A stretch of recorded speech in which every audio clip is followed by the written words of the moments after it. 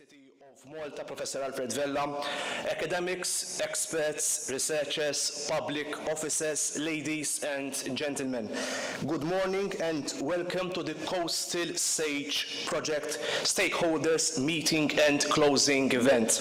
The Public Works Department has partnered up with the University of Malta in a research and planning project that is studying and developing the use of methods and techniques for the use of regularly collected satellite data.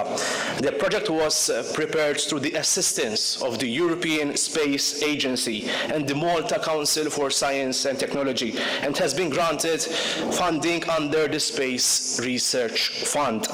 Without further ado, let me introduce our first speaker. Please welcome Minister for Public Works and Planning, Dr. Stefan Zrinzo-Zopardi.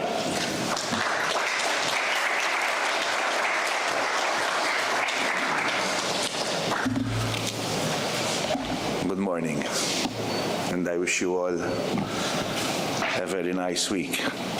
It is quite interesting to discuss coastal erosion Monday morning, and as I was telling our friends here, when you sit as minister, particularly in this particular sector, you don't only follow coastal erosion, but you realize that your time erodes at a very fast pace. You all know that we are an island state. Our physical reality means that we are, I would say, privileged, that we can see the sea and we're never far away from the coast. For us Maltese, I think it is unthinkable that you have to travel many kilometers in order to get to a beach. But this, obviously, gives us advantages, but gives rise to various realities. I think my file is causing a lot of problems. No. The fact that we have such an extensive coast as an island gives us economic opportunities. It also directs and molds our social life. And practically, an important pillar of our economy depends on correct coastal management. Nature gave us our coast. We might have made some interventions, but as one can see and one can note, erosion has had more than its fair share. But yes, this also brings about a number of challenges. A number of challenges since this process might not necessarily be easy to predict how it will proceed. Climate change is a theme that we cannot escape, nor can we avoid from any discussion in any particular sector. As time moves ahead, I firmly believe that in all sectors and in all aspects of public governance, the theme of climate change has to be an integral part of how we evaluate our way forward.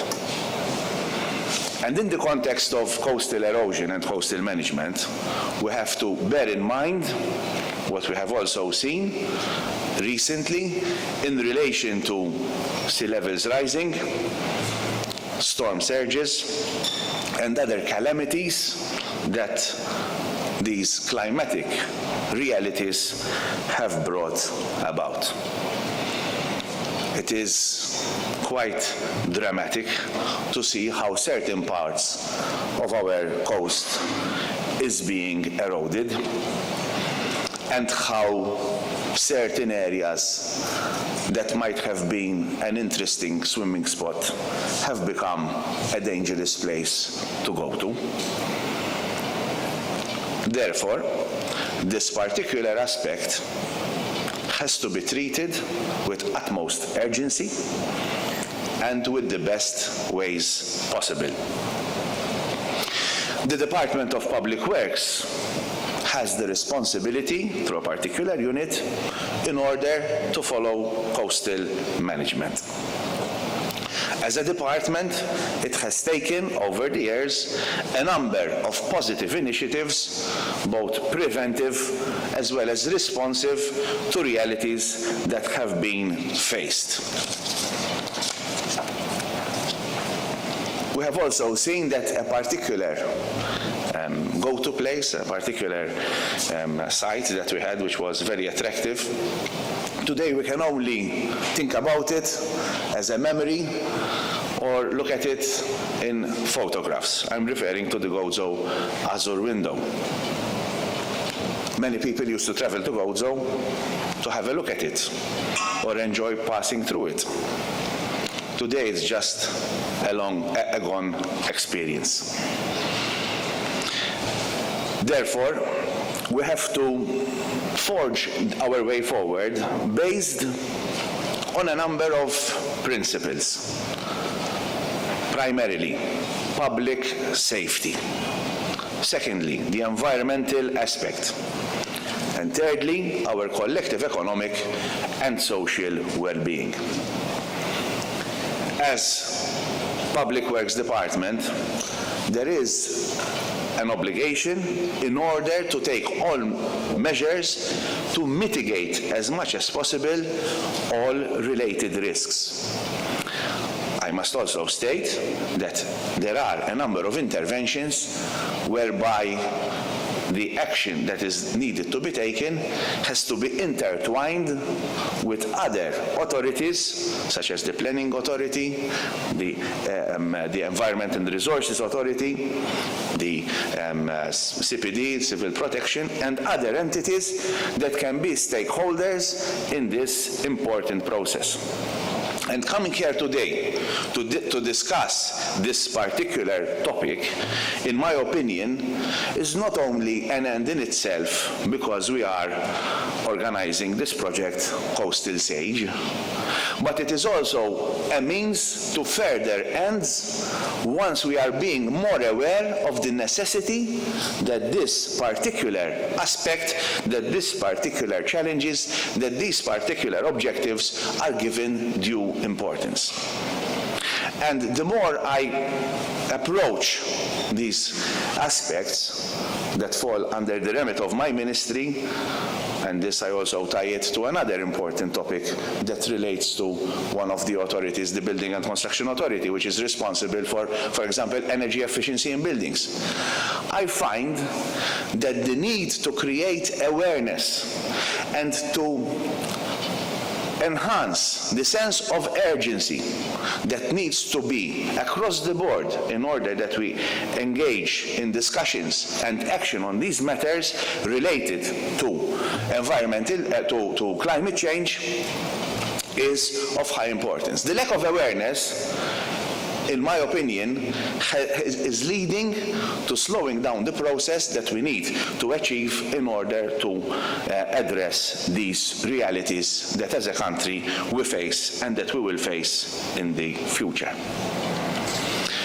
One of the important things that needs to be addressed in order to have effective and successful, in an efficient manner, the addressing of these realities is the necessity of interdisciplinary approaches.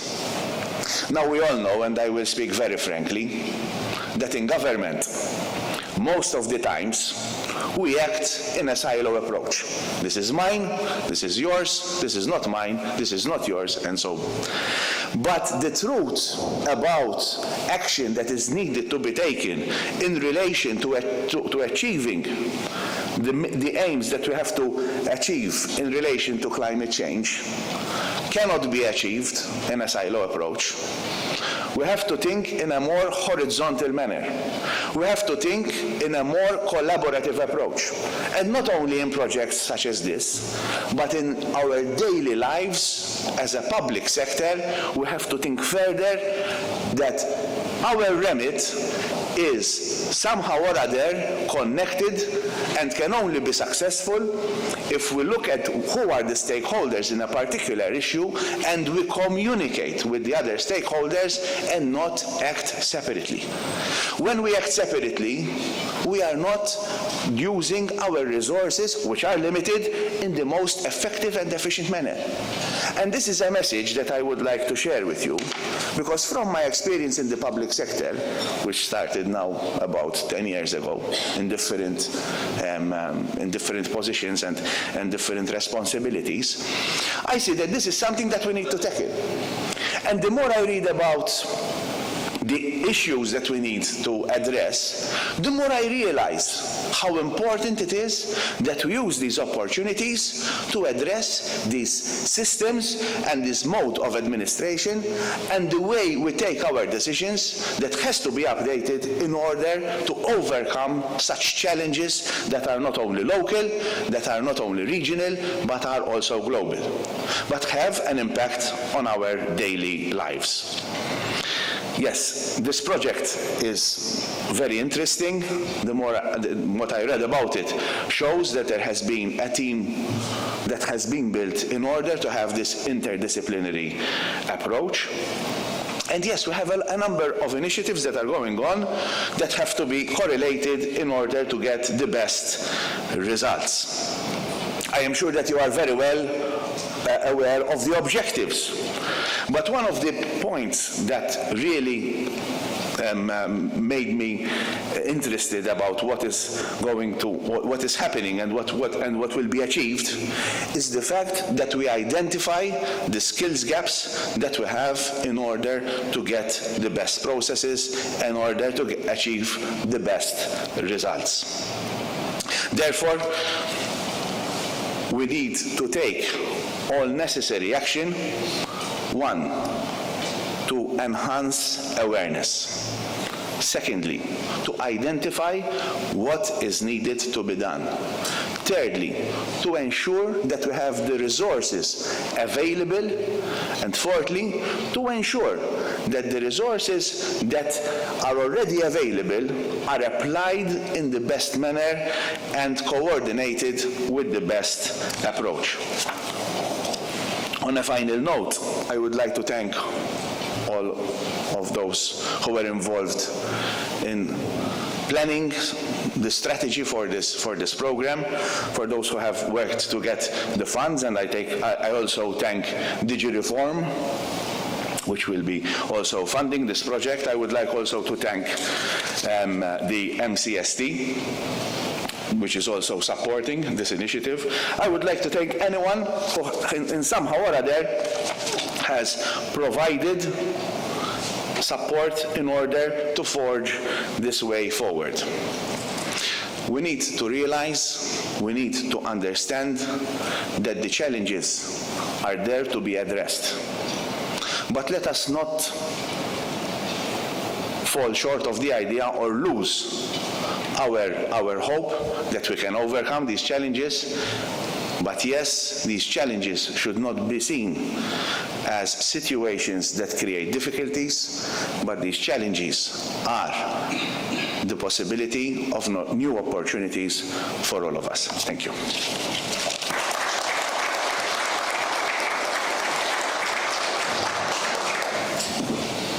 Thank you so much, Minister Stefan Zrinzor-Sopardi, for that pretty insightful speech, I must say.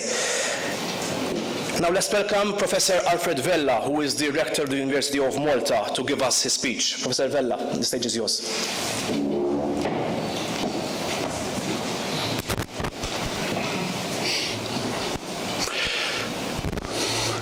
Actually, not as rector principally, but as a geological chemist. The theme of this, final part of the project is so, let's say, exciting to me in one way, depressing in another. Recognize that our beautiful island is also, unfortunately, practically wholly made up of soft rocks, chemically reactive rocks, easy to erode, to weather, thanks to water and the acids in water. Notably, of course, carbon dioxide, which eats away at the rocks inexorably and incessantly, and will continue doing so until Malta is no more. And this is also part of the beauty, I guess, of the island, that it is not going to be here when other land masses will still be around. Malta will have eroded completely away back into the sea from where it rose, because initially, of course, the island was so much muck at the bottom of an ocean, which, having compacted and jostled around with some earthquakes here and there, it rose up and out of the water. So that will cycle again. But in the meantime, of course, many governments will come and go, and many ministers will need to worry, as indeed public works departments, universities, in order to give the inhabitants of the island the peace of mind that the minister reminded us is necessary. This particular project, also as alluded to by the minister, is a joint venture, even in universities. Mr. Minister, the silo mentality, unfortunately, is not rare. But sometimes we do manage to work together, as in this one, as in this case. Geoscientists from one faculty with computer engineers from another. And we make beautiful things when that happens. Indeed, it is the belief that real incisive progress will be happening in the coming in the present and the near future, only at the interface of the main domains of knowledge. Not deep within them, but at the interface, where people are actually working together. And in this project, in addition to the university departments working together, there is a third component, which is the works department, which needs the information, the techniques which are and have been developed by this project in order to intervene fruitfully, because the university academics' job is to look and investigate and interrogate and find solutions, but then the adoption of those solutions in a practical manner to address the challenges on the ground will need to be taken by someone else, and of course the Works Department is a key agency in this manner. This kind of tripartite collaboration, if you will, is also, I feel, the way that a university located in a small jurisdiction such as ours needs to work. The university needs to have a civil life. It needs to look around at its immediate proximate environment and apply its best brains to address the problems of this proximate environment. And I think the more we manage to do that, the more useful the university is. And it also does honor to the same institution, which is one that has a practical bent, unlike what so many seem to think, that universities in Malta and elsewhere perhaps are too much heads in the cloud. So silly is this notion that universities are places where you put your head into the clouds. So I look forward to more of this kind of collaboration between these two and other departments at the university and state agencies and also private industry. And our collaboration with private industry is strong and increasing. And that way, we will, as I say, make the place of learning more immediately relevant, which hopefully will draw to our lecture rooms and our workshops and our laboratories more young women and men that today seem to be having other ideas, which is a sorry situation for the island of Malta. We need as many of those smarts at the university as we can handle, because there are so many challenges that we need to overcome. So I thank also MCST for their financial support. I thank the Public Works for allowing us to work with them. And clearly, I thank my colleagues in doing such a wonderful project. Thank you.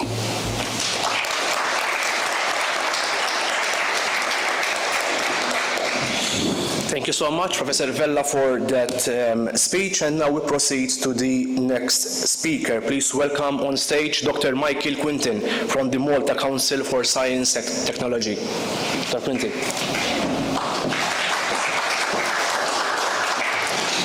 So good morning to all of you, and I think I want to start off by saying that what we should commemorate with regard to this event is the fact that you've got two projects that were involved in the Space Research Fund organising a dissemination event together, and I think that's extremely relevant.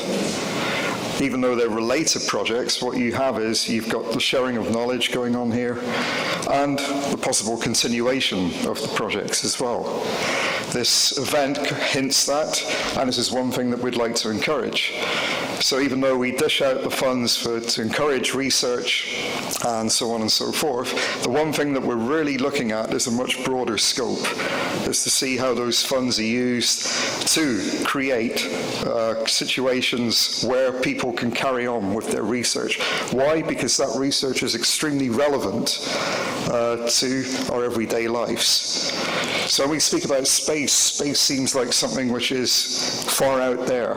What we don't realize is that we carry space data around with us all the time in our mobile phones. You're hooking up with your laptops right now, checking emails and so on and so forth. All this is related to space integrated activity. What we're starting to realize is that we depend on this very much. So since I'm pressed for time, I'm going to carry on with the presentation and hopefully get the slides working. So that way. Okay, right, so let's look at the scope of the fund and how it works in total with everything else. So, as you know, we deliver a certain amount of funds to people who want to conduct research in the field. What we're trying to encourage is people to research things which are very relevant to multi-society and everyday life.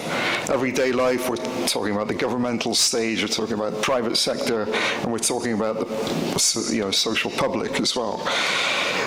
What we're trying to do as well, we're trying to encourage researchers to work to an extent where they acquire a certain level of knowledge where they can compete on an international scale as well. So we're not just encouraging research locally for the sake of it.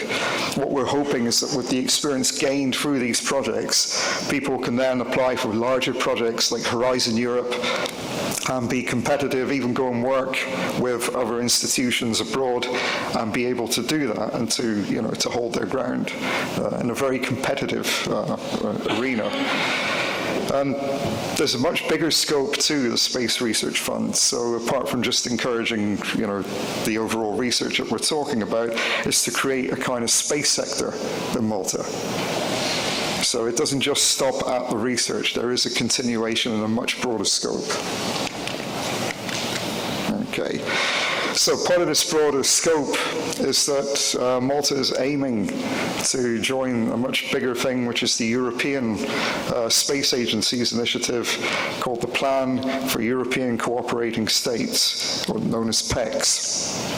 In PECS, what will happen is that the European Space Agency will be helping Maltese public-private entities and academic institutions to gear themselves up to be able to apply for tenders related to space-related work.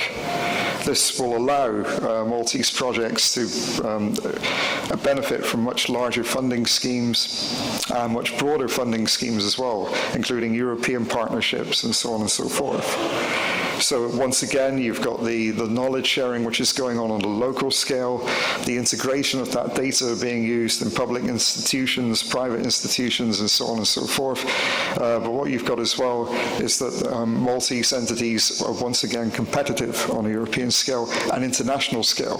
So the European Space Agency is not just focusing on the European perspective of things, it's moving on and going much higher to international. What you've got as well, I think one thing that's important to mention is that the technologies that are developed from the Space Research Fund are then applied in a way where people can actually benefit from these technologies. So a very simple example, if we look at, for example, the weather, is something that we all monitor every day. Maybe in Malta we don't monitor it so much because the weather is quite stable and sunny most of the year. But we do have to keep an eye on certain storms, especially due to climate change, even heat, which might be detrimental to our health. A lot of this data is coming from space initiatives. So that's how, every day you are tapping into a space-related thing. So if we look at the fund itself, the fund is, we give about 150,000 for each project. You can apply as a sole beneficiary. You can apply as consortiums. We do encourage consortiums for the simple reason, as we can see from the example of Coastal Sage and SIPOBED, is that when you have collaborations between public institutions, academic institutions, and even private institutions coming in, is that you get a much broader scope and the project can open up and much more can be done. What we're finding, we're doing a lot of scoping exercises at the moment and speaking to people from the different institutions, and we're realizing that there are a lack of resources in these different departments. Why? You might have a public government institution which does not have the staff to actually work on satellite data. They don't have the resources to employ other people related to that, so they have to outsource. Now, for outsourcing, you can outsource to an academic institution, or you can outsource to a private company. They can offer their services. They can work with the data for you, and then that data is then distributed, and this affects decision-making and policy, the drafting of policies as well. So these are why these consortiums are actually encouraged. We are very aware of these limitations, and this is why we try to bring people together from these different fields to work together as much as possible. The project period is about 20 months, so that's giving you ample time to test your hypotheses, come up with the results, and to disseminate them like we're actually doing today. I think as well the costs cover the eligible costs for wages for people, for subcontracting as well, so you can actually subcontract to private companies or foreign entities as well and pay for their services while they're helping out in a project. Then you've got the indirect costs and the purchasing of specialized equipment. We've had a really nice variety of projects coming through our space research funds. I think one of the things that is very impressive in Malta is seeing that we have very innovative research coming through, which is competitive on an international scale, and I'd say even at the forefront of certain levels of research. So you see there's quite an extensive list over there related to different aspects of satellite use. Cultural heritage, which is something a lot of people wouldn't think about, but that is one of the contexts where satellite data could be used. Obviously related to the sea, the measurement of the health of the sea, healthcare for people in relation to winds from the Sahara Desert, in relation to hospital stays due to different diseases which are seasonal and how these affect how long people actually stay in the hospital. As you're well aware, the coastal sage management and SIPOBED projects are looking at the coast of Malta, which is something, it's a resource that is very important to the island's economy. We have agriculture-related projects related to bees, and beekeeping and agriculture in relation to that, and how different plants affect the populations of bees. We're starting to hear a lot in the media how important bees are to our everyday well-being, and their survival is our survival as well. And then we have new projects coming up, studying groundwater bathymetry, and another project which is looking at a broader scope, which is the integration of satellite data for everyday use. So basically, this year we're going to be launching the Space Research Fund in March of 2023. So for those of you who would be interested in applying, please contact us at MCST, and we'll be ready to meet you and answer any of your questions. Apart from that, this year we're launching a new theme, which is in relation to the fact that Malta wants to join the European Space Agency planning of European countries agreement, the PEX agreement, and this is related to space upstream. So I'll say something very briefly about that, even though it's not totally related. Space upstream, we're talking about taking goods out into space, taking people out into space as well, space exploration. So we're looking at moon missions, Mars missions, people actually living in these hostile environments as well, and even the ground-related technology, which is needed in order for these technologies to work out in space. We're hoping to launch that fund in May or June of this year. So I'd like to thank you all for your attention. My email address is just over there for those of you who'd like to take note, and please do contact me. Thank you very much.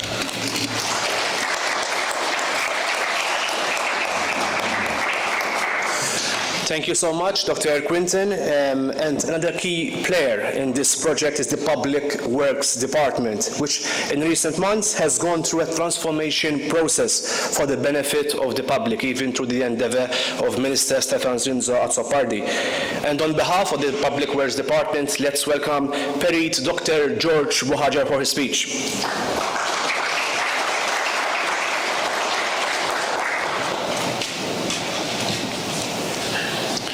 Thank you for being here with us this morning.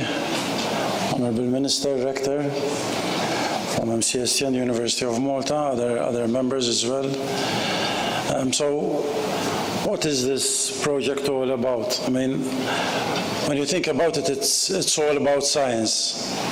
Something which I recall from secondary school was one of the principles of science is to observe, to understand what's happening around us, and then to try to predict and possibly control. We used to use that term control, the idea of controlling nature. But nowadays, we think more of environmental management. And this is what this project is really about for us, for Public Works. It's adopting a more scientific approach to our work and to facing the problems that we have coming up for us in the future, especially in the context of climate change. Our problem, coastal erosion, it's something which is caused by forces of nature. Human interventions have played a role as well in exacerbating the problem, and we're trying to understand it. It's a process which is unrelenting, and it's also unstoppable to a great degree. And we're trying to use the best technology that we have through Earth observation data to better understand what we're dealing with here. One of the approaches is, of course, to take a more scientific approach even in risk assessment. And one of the components of risk, besides the element of people's exposure to a particular hazard, is the hazard itself. And the use of Earth observation data will certainly help us in many ways to understand that hazard. So what are we doing about this? One of the areas that we're working on is trying to develop a more strategic approach to the problem. But that requires data, consolidation of all information that is available, identifying the gaps, and then trying to bridge those gaps. And the amount of data that is required to address this problem holistically is immense. At times it's unsurmountable. However, the use of Earth observation data provides us with a solution, in part at least, because data is there available. Satellites rotate around the Earth, they orbit and collect data practically every week, once every 6 days.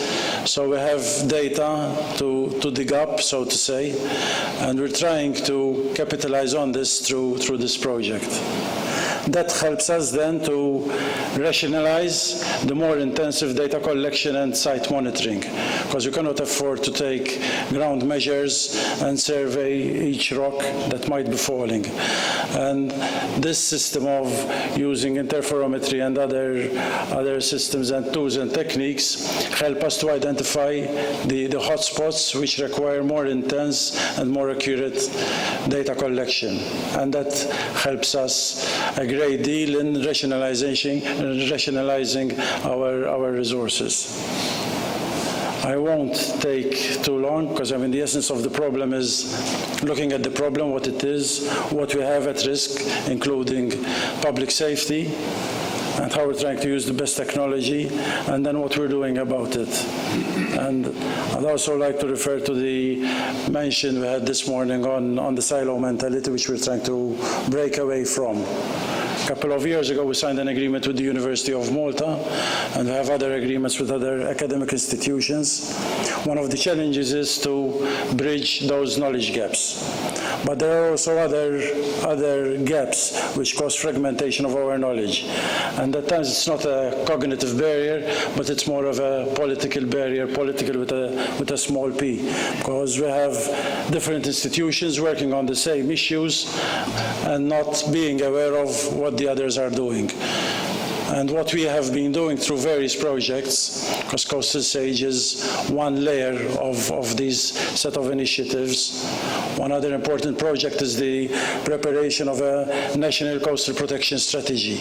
And we're involving a large number of stakeholders to share knowledge, to share experiences, and then to arrive at a common understanding of the problem, because different institutions have different outlooks of the problem.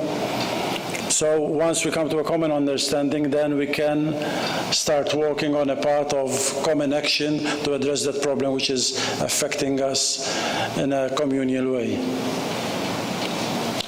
We've prepared a short video. I don't need to add words to it, because you'll get the message through it. And I'll let you think about it, because this is what we're here for today, to discuss a better way forward. And one of the options that we have is actually using satellite data to help us better understand the problem. Thank you.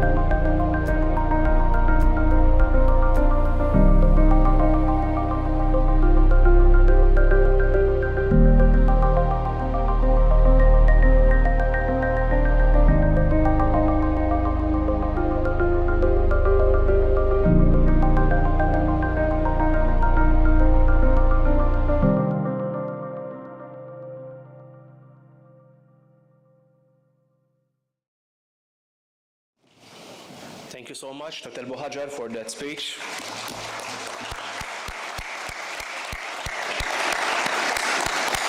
Now we move on to the last but not least speaker among us here. Let's welcome Professor Sebastiano D'Amico from the Department of Geosciences within the University of Malta for his speech. Professor.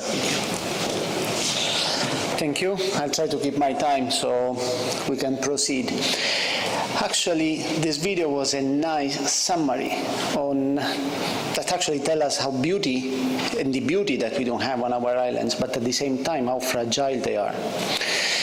And when we talk about the coastal environment as well, it's not just looking at erosion, of course. Erosion is one main problem that Public Works is obviously tackling in the proper way, but it's a complex environment. It's an environment that we need from several aspects, and we need to look at it from several points of view. So there's the point of view of the tourism. We rely on the coast. It was said this by previous speakers.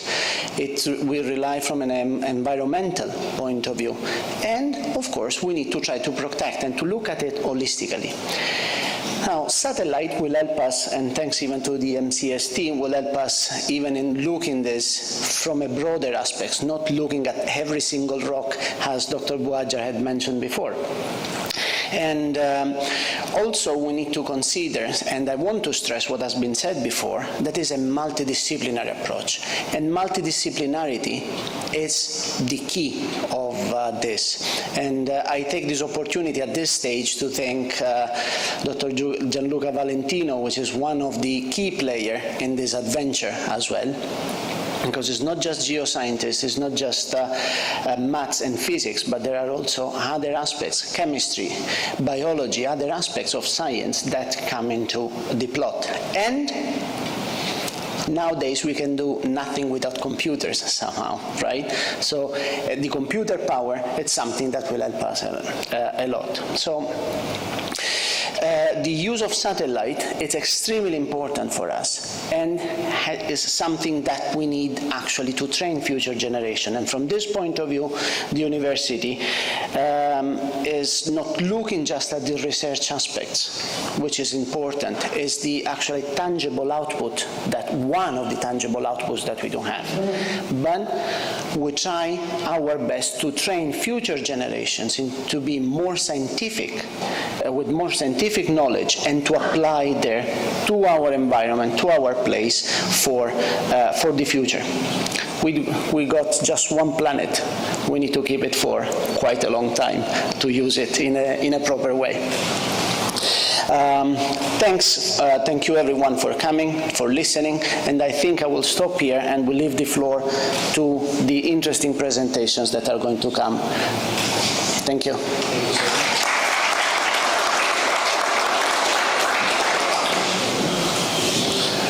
Thank you so much, Professor D'Amico, for your speech. Now let's move on to another part of today's conference, whereby different speakers will speak about their areas of expertise in different sessions.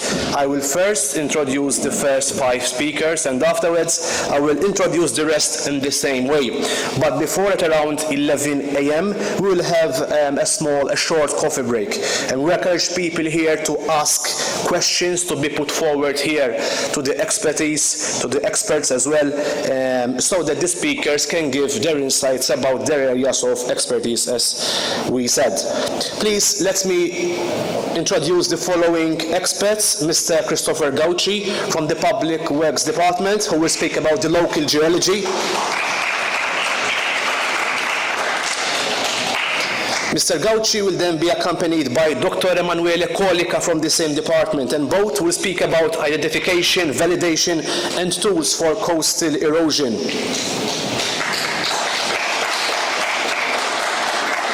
Dr. Colica will then delve into the geophysics and geomatics methods applied to coastal erosion monitoring. This is followed by a presentation by Dr. Gianluca Valentino from the University of Malta about the project process at a general level. And the last speaker of this session will be Dr. Asma Fayari from the University of Malta, where she will be speaking about the technical aspect of SAGE. Ladies and gentlemen, the floor is yours.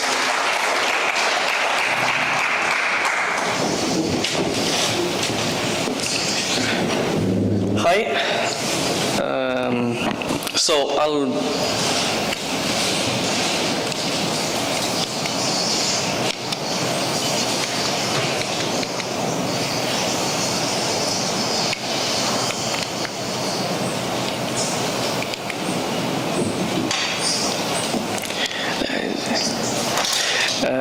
be continuing setting up the scene from afterwards from our rector's speech.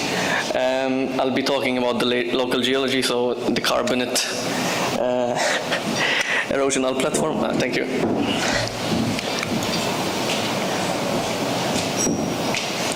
So in terms of our geology, we usually just say it's a 5-layered cake.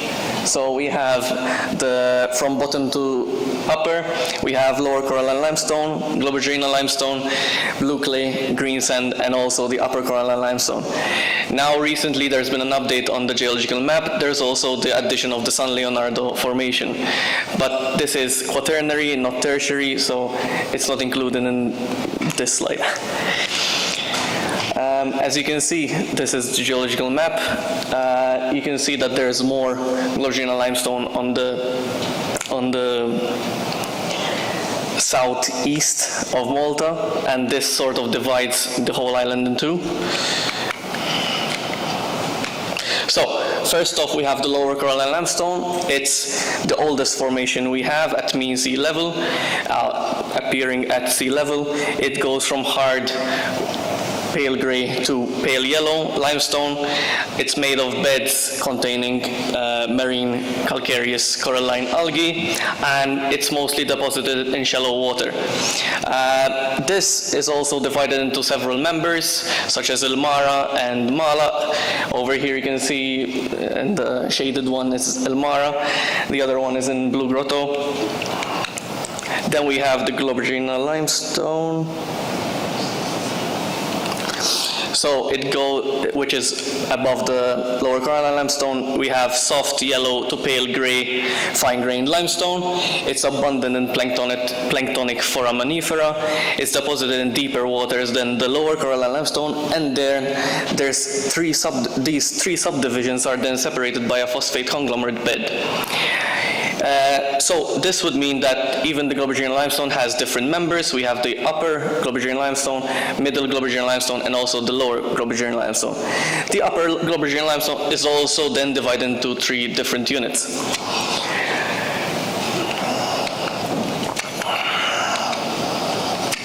We also have the blue clay, which is a gray and soft pelagic marl.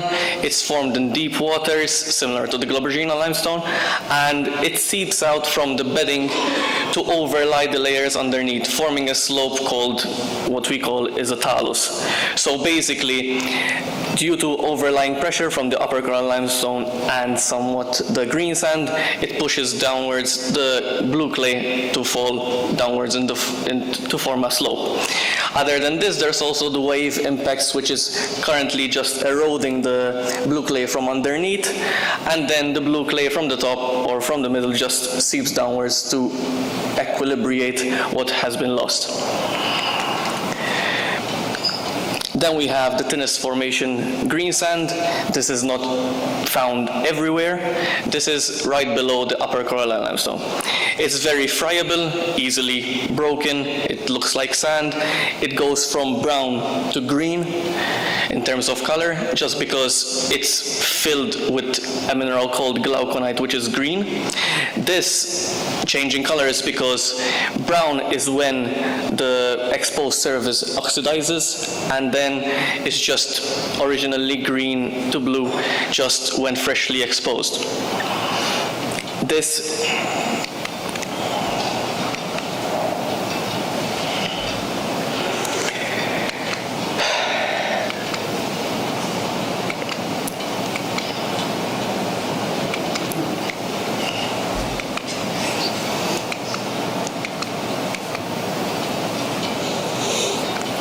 Anyways, green sand is usually, no, I'm pressing different buttons. It's fine. Green sand, just like blue clay and even sometimes the phosphate conglomerate beds in the Globigerine limestone, can also have intact fossils within. Then we have the upper coralline limestone.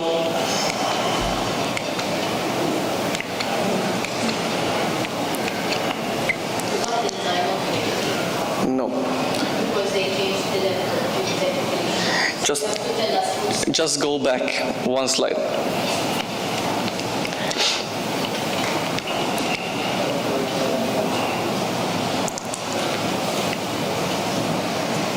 Anyways, the upper coralline limestone is very similar to the lower coralline limestone.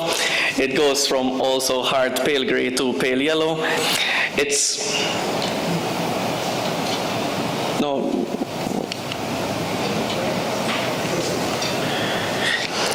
the youngest formation of the tertiary formations. It's deposited in shallow waters, also similar as the lower coralline limestone. It has an abundant presence of corals within, and this is how we know that it's deposited in shallow waters. This is also divided into several members, such as Jebel Embark and even Talpit Kal. Similar issue. Talpit Kal is a issue we have in our Lapsi. Then we have the superficial geology, so the quaternary deposits that came afterwards. This includes even soil, such as infills of surface depressions, fissures, and even caves. We have lacustrine deposits, so deposits from lakes. We have calcreted material on hillsides, alluvial fan deposits, so from rivers, caliche soil profiles, basically soil amalgamating together to form a more solidified rock. We have calcreted breccias as well, and even biosperite on raised beaches.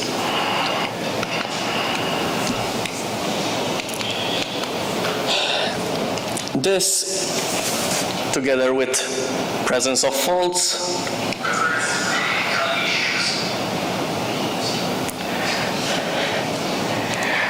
we have two huge faults. One is separating Malta in two, which is the Great Fault. We also know it as the Victoria Lines Fault, basically just because the Victoria Lines was built on top of it. And then there's another fault called the Malat Fault, extending from here to down here. This Malat Fault also separates our Lapsi from the rest of the mainland, basically because when you're standing in our Lapsi, you're standing on upper coralline limestone. However, the cliffs right behind you is lower coralline limestone.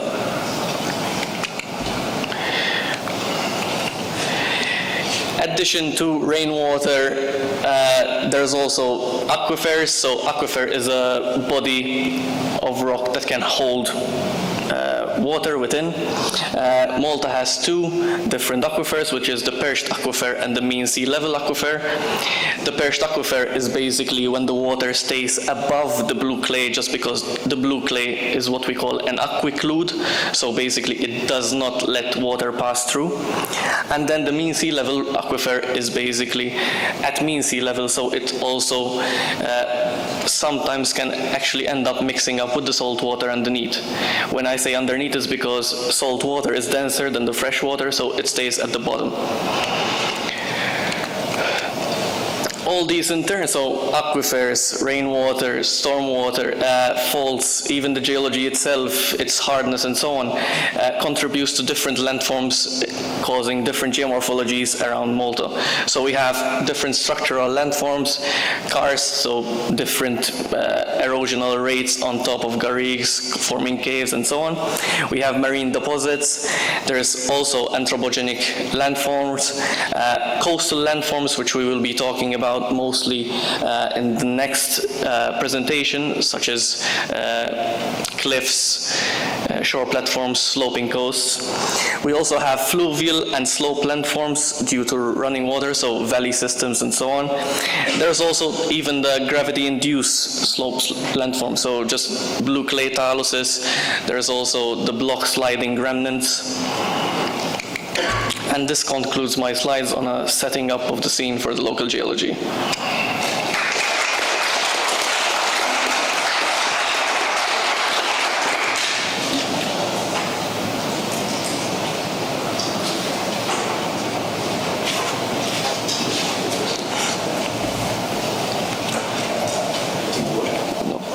Needs to upload the next presentation. It's supposed to enter.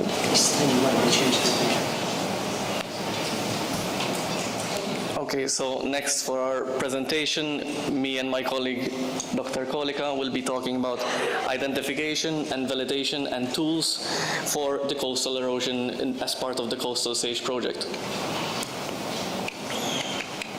So in terms of identification, we were taking an HVR approach, so hazard times vulnerability and exposure to get risk.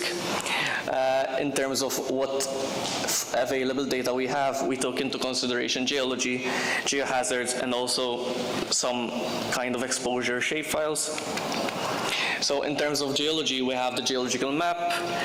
Other than that, what I explained before, we also considered taking a superimposition of all the faults present within the geological map to impose it on the coastline to see where faults meet up with the coastline.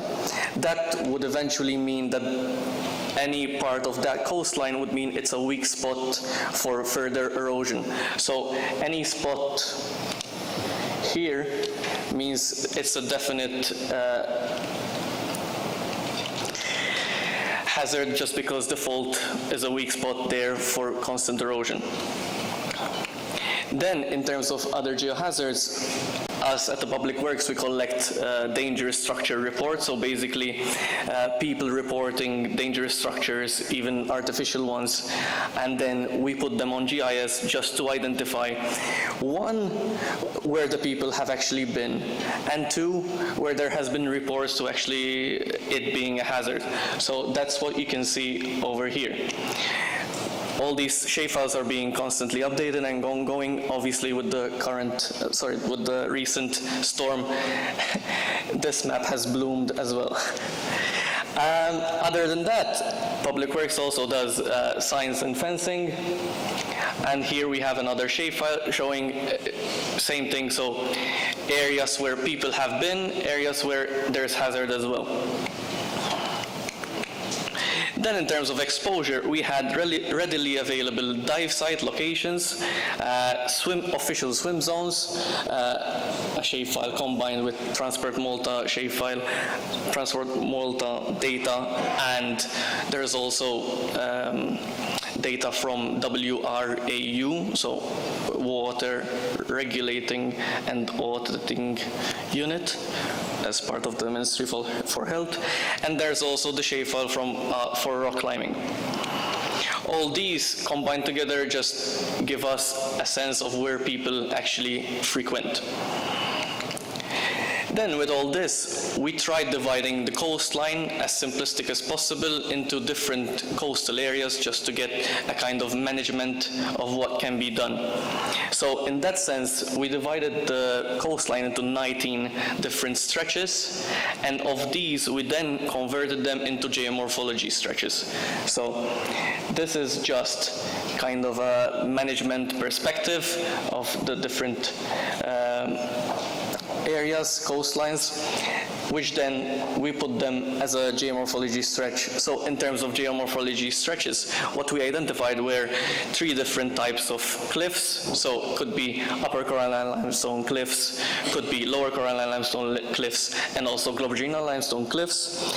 There's scree, slope platforms, and also shore platforms, and sloping coasts. With this, we then identified our hotspots. So we identified 6 study areas, which were then divided into smaller hierarchical sections. So in terms of 6 study areas, as Dr. Buhajar showed in the video before, we have northwest coast of Malta,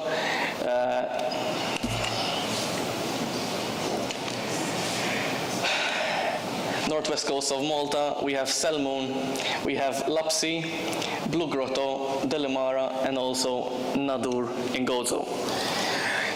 This situation is also just a demarcation also to have different kind of geomorphologies being studied. Then, like I said, this was divided into smaller test sites, so we included, in terms of northwest coast of Malta, we have Paradise Bay, Anchor Bay, Irdum Mayisa, Ain Tufiha Tower area, Arraba, and Denjnena. In terms of Salmoon, mostly the area of Ain Hadid Tower. Arlapsi, the biggest issue was Arlapsi East Cove. Blue Grotto is an issue of itself, it being Upper Coralline limestone. We have Delimara. We wanted to include some kind of historical landmark as well. So for Delimara, then we included St. Peter's Pool, Hofrit, Shoplagin, and Ponta Tal Mijnuna, St. Thomas Bay. Then in Nadur, we considered Irdum El Bir, literally right behind Armishta, and also Sopo Tower area. Now, my colleague is going to explain what kind of equipment we used for these test sites. Thank you very much. Thank you, Chris. So I will show you an overview of the tools that have been used within the Coastal Sage project. For example, here, this one is a tilt plate, and this one is a tilt meter. It is a tool that allows us to measure the angles of this tilt plate that was installed in different study sites, as we saw before, and in particular they were installed on the edge of the cliff where there are unstable blocks or semi-detached blocks, and also in more internal area where in theory there are less movement. And this tool allows us to identify the variation, so the variation in the angle. So we manage to see if there are the blocks are active or not. Okay. Other tools that were used in this project are the seismometers. Different measurements were taken along the edge of the cliffs in order to measure the natural frequency of the blocks and to try to identify how this natural frequency of these blocks changed with the propagation of the fractures. And this is a method that is also used for monitoring this kind of process. Different topographic nails were also installed on the identified blocks.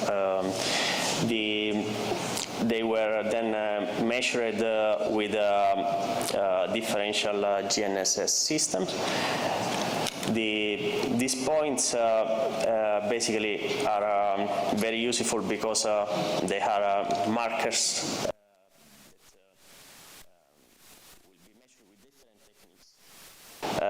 as then we will see later in another presentation how they will measured. In particular, what we see here is a differential GNSS system with a marker, a topographic marker that is on the ground. This one is used generally for drone mission because it can be recognized from the drone, from the aerial images of the drone. And this nail is the topographic nail that we saw before.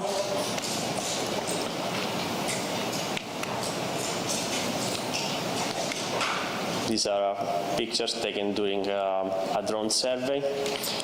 Here we can see how the center of the marker is measured with a differential GNSS system. This one is one of the drones that was used during this field works.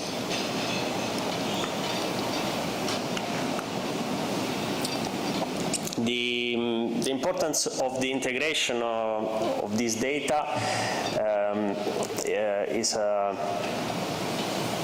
fundamental for the monitoring of the blocks movement.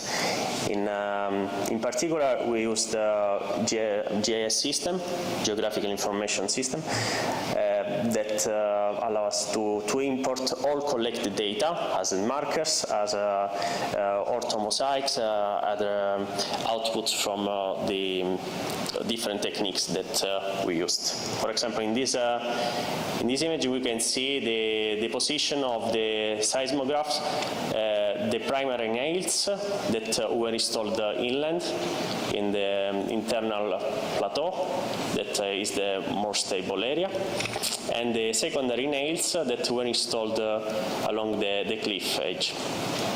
In this way, we can monitor the difference of distance between the primary nail and the secondary nails and measure the movement of the blocks, together with the tiltmeter measurement. Okay, thank you. Now we have the other presentation.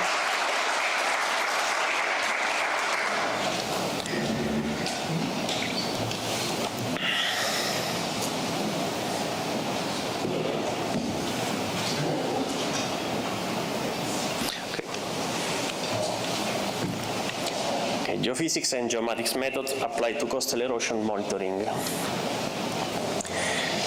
Coastal erosion is a complex problem that requires an integration of solutions, so a multidisciplinary approach to study and to monitor this kind of event or this kind of process. For example, in this presentation will be shown an integration of geophysical methods like ground-penetrating radar, electrical resistivity tomography, seismic seismometers, integrated with drone photogrammetry, UAV photogrammetry, unmanned aerial vehicles, so LiDAR sensors, and remote sensing by satellites, all integrated in GIS platforms. The case study that we will see is the case study of Selmoon, that is one of the study area of the project of the Coastal SAGE project. It is located in the northeast of Malta. The geology is characterized by upper coralline overlaying blue clay and globigerina limestone. So the viscoplastic behavior of the blue clay favorites the fractures and the gravitational phenomenon that affect this area. The plateau of Selmoon has a different kind of gravitational process, like lateral spreading, topple, rock falls. We can see that there are the aperture of the cracks it's of different size. We have a few centimeters of aperture till tens of meters.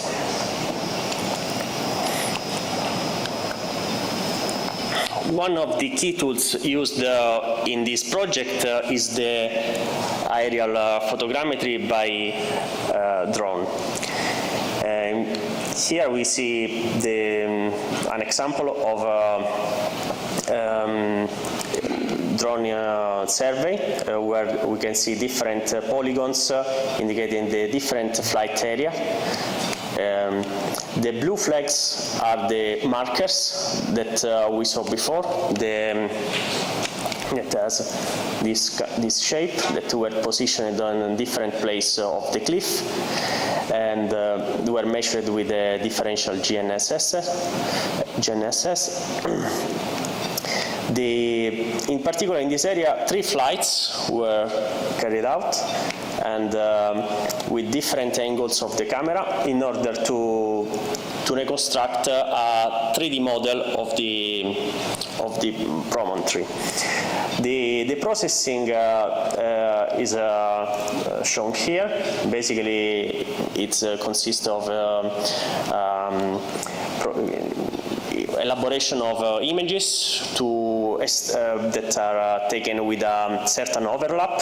Usually is 80% overlap forward and 70% side overlap. And through photogrammetric software, it's possible to extract the third dimension from these 2D images. And basically, we have a dense cloud as an output, a 3D model with texture. This is a video just to show you the 3D digital model of the Selmoon plateau. This is the results of the photogrammetric process. This is a short video that showed the details of the model. You see here, for example, the contact between globigerine and blue clay.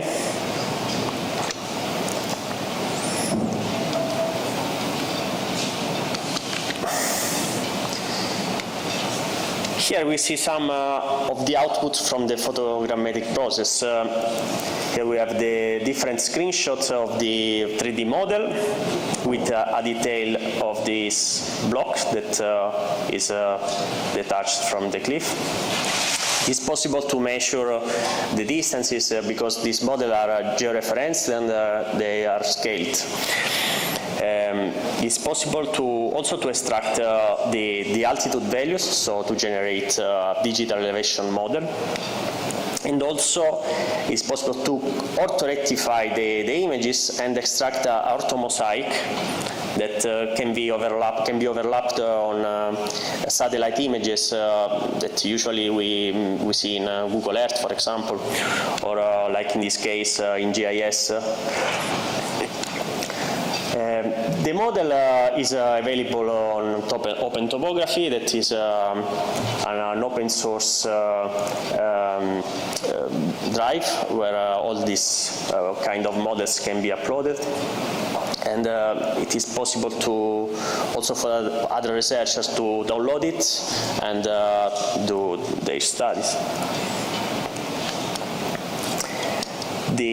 From the orthomosaics is possible extracted by drone photogrammetric process, drone photogrammetry. It's possible to integrate with satellite images and also aerial images.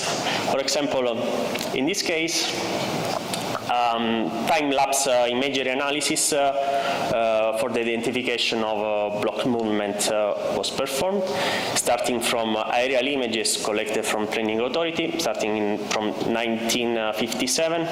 So the last 65 years of data were collected, all the data available.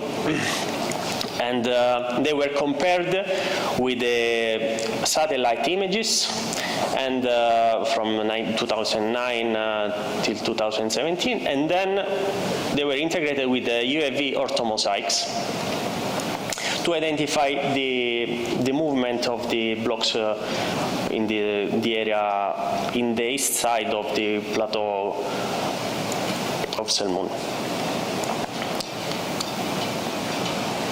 These are the results. Basically, the first image that we see is the 1957 image, and the polygons of different colors are the blocks that were detached in different periods.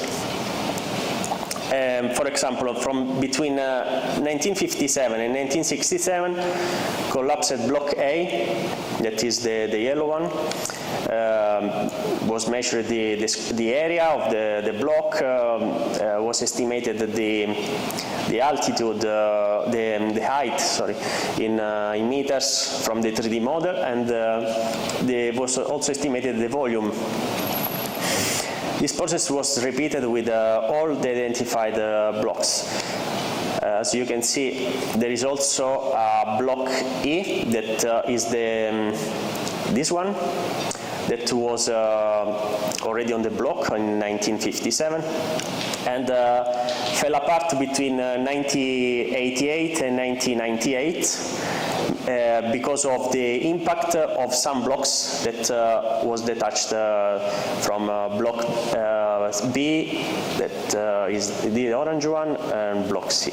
One of these blocks basically collapsed, impacted and destroyed this block E.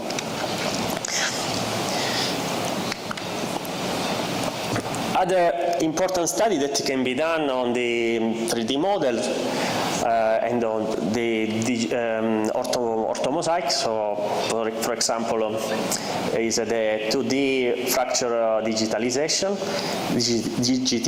Sorry. For example, here, these are the fractures that were digitized, and the orientation and other parameters like deep direction were extracted. Here there is a Ross diagram that shows the main joint orientation. Were divided in joint set. This study was done completely from the 3D model and was compared with a manual field survey by Iannucci et al. 2018. And basically the results were very, very similar, and was also identified another joint set thanks to the possibility to acquire data in along the cliff edge that are dangerous area for manual surveys. Here we can see different outcrops, digital models of the outcrops that were extracted from the 3D model, and even vertical fractures were measured.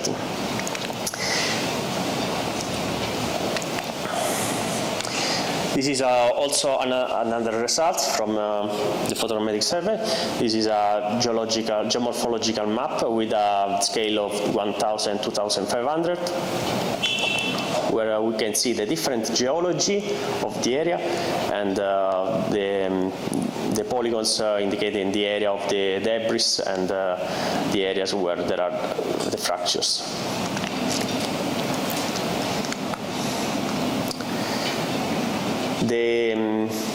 The other thing that is possible to do, once the model is scaled and is in 3D, it's possible also to extract the volumes of these blocks and even the weights, so to estimate the energy, for example, during the impact of these blocks.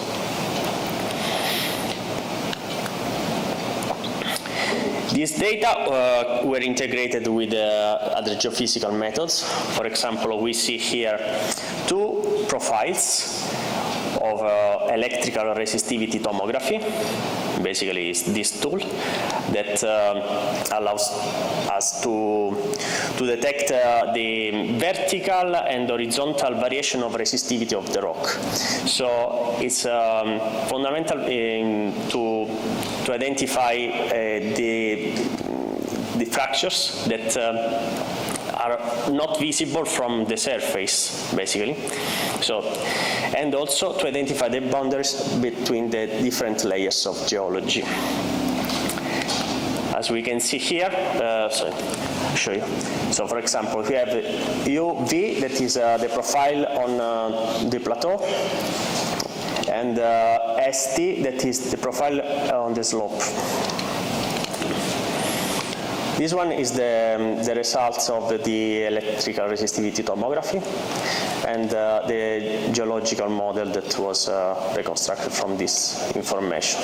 So basically, we have the blue color, we have low resistivity values, It means that there is a good conductivity because of the blue clay contains water, so it has more conductivity than the upper coralline, for example, or the globigerina limestone.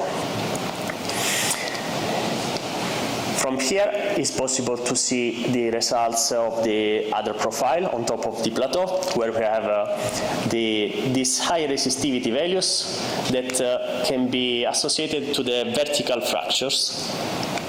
And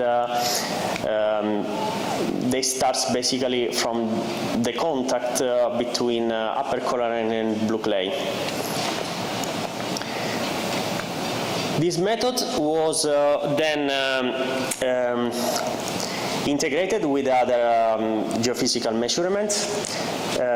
For example, the ground-penetrating radar was used in the same area, and the same profile was covered with this other tool. The ground-penetrating radar basically is a scanner that allows to penetrate to study the subsoil through the penetration of the electromagnetic waves, and is useful for the identification of fractures, empty spaces, for example.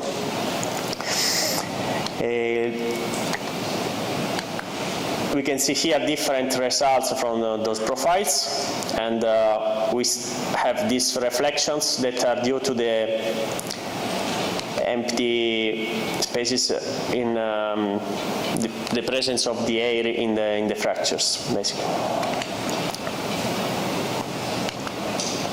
This is a comparison between the electrical resistivity tomography results and the ground-penetrating radar results. We see the same profile, and there is a correspondence between this vertical fracture that we can see with one technique and the other.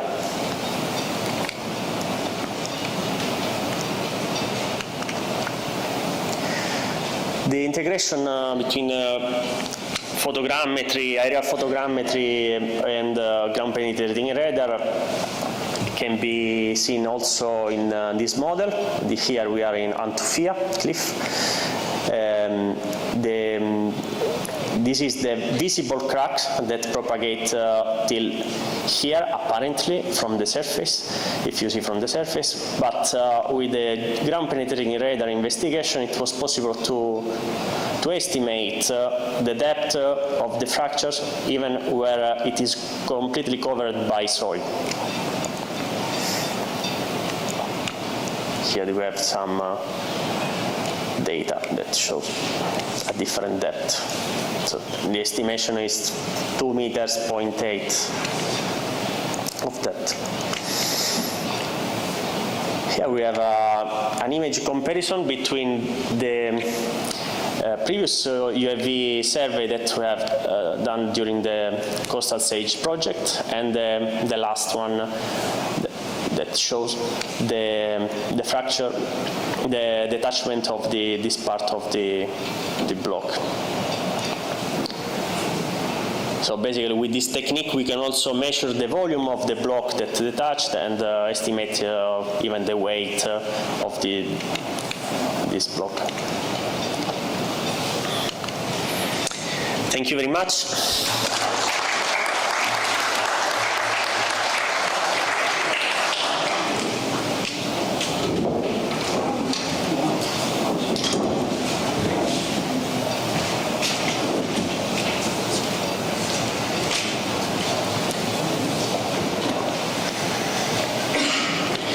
Right, so good morning, everyone. I'm Gianluca Valentino from the University of Malta, and I'm leading the Coastal Sage project, which is a project funded through the Space Research Fund with the objective of developing techniques and tools for the monitoring of coastal erosion driven through Earth observation data. So first, I'll introduce the project and provide some motivations. You've already heard plenty of those already. but importantly we'll show how Earth observation data is a key enabler for monitoring a number of aspects, in this case coastal erosion.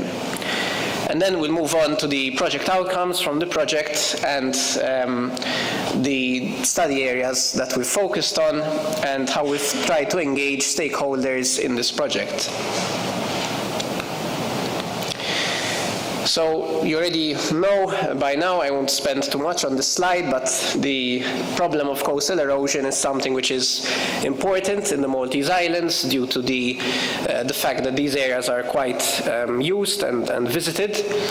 And there is an issue with the fact that the current response to issues related to coastal erosion is mostly reactive and driven also through visual site inspections. So the goal when we were preparing the proposal for this project a few years ago was to make use of satellite data to try and better monitor the phenomenon and also at least have an indication on a wider area of where the problems lie. Related to satellite data, since we're looking at the end of the day images, there is therefore the possibility of using artificial intelligence techniques to try and improve the quality of that data. And in fact, that's the research, part of the research in this project has focused on that. Also, we're building on previous studies, such as the work which was done by CNR Unimore. We'll hear a presentation later on by Dr. Matteo Mantovani on the use of such satellite data, interferometric methods, and persistent scatter interferometry to try and estimate the displacement of these boulders and around the coast and to see the rate and the amount at which they are moving.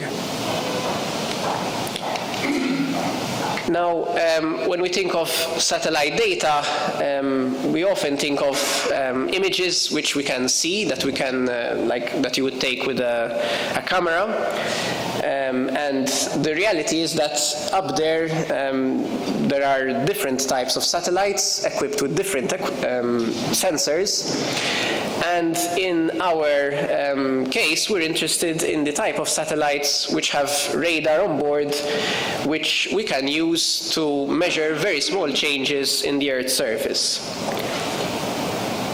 The key fact about these satellites, which were recently launched in the past years by the Copernicus program, is the fact that they can measure at a resolution which is quite better when compared to previous generations of satellites. And also they have a relatively high revisit time, which means that we can monitor changes on a fast timescale. We've already seen this in the video. This just shows the large breadth of satellites for a different number of scientific missions. In this project, we focused mainly on the Copernicus satellites and specifically on Sentinel-1, which is the satellite which has on board this radar sensor. Now, how do these satellites work? Essentially, there is this idea of shooting out a radar pulse towards the Earth's surface that will be reflected off some ground target. And then the backscattered radar pulse will be received back at the sensor. And from the radar which is received, the pulses, the waves which are received back, one can infer certain properties about the underlying surface. This type of equipment, this type of sensor is known as synthetic aperture radar, SAR. And here you can see an example of a SAR image which was acquired, where you can notice already the differences between different types of surfaces. For instance, water, which is a flat surface, generally tends to have a homogeneous response because the radiation, the electromagnetic waves, the radar waves are mirrored away from the radar, whereas certain urban areas, and in our case, certain boulders, hopefully, along the cliff, will reflect back a radar wave which we can then detect and measure. So, as I mentioned, we're making use of the Sentinel-1 satellites. These satellites have a spatial resolution of 5 by 20 meters, which means that they're good for certain applications where let's say the extent of the coast is significant. They're used also in a number of other applications, such as in urbanization monitoring, in agriculture as well. So even from the changes in the crops and vegetation over time, one can even detect those in the radar information. And then also oceanography and glaciology. This image, which you've also seen in the video earlier, shows how SAR data can provide complementary information to optical data. So on the left, that's an image taken from Sentinel-2, which is has an optical sensor on board, so you can see the RGB red, green, and blue pixels.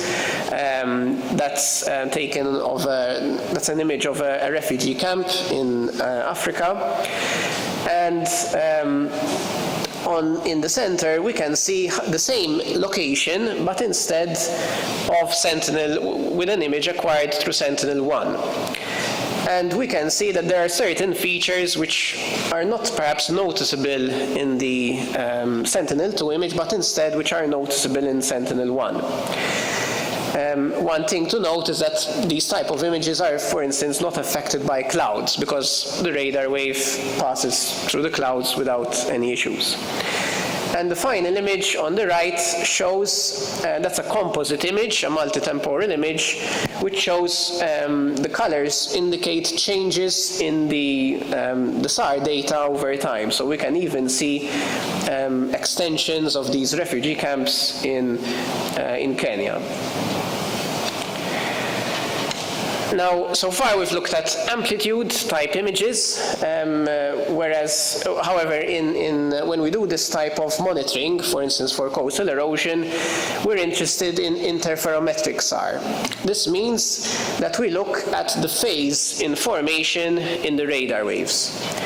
And specifically, we're interested in the change in the phase of these radar waves, which are being reflected from an object on the ground. We're interested in that change over time. So if there's a change over time, it means that that radar wave had to travel that little bit extra in order to reach the object and be reflected. And that's known as the phase shift.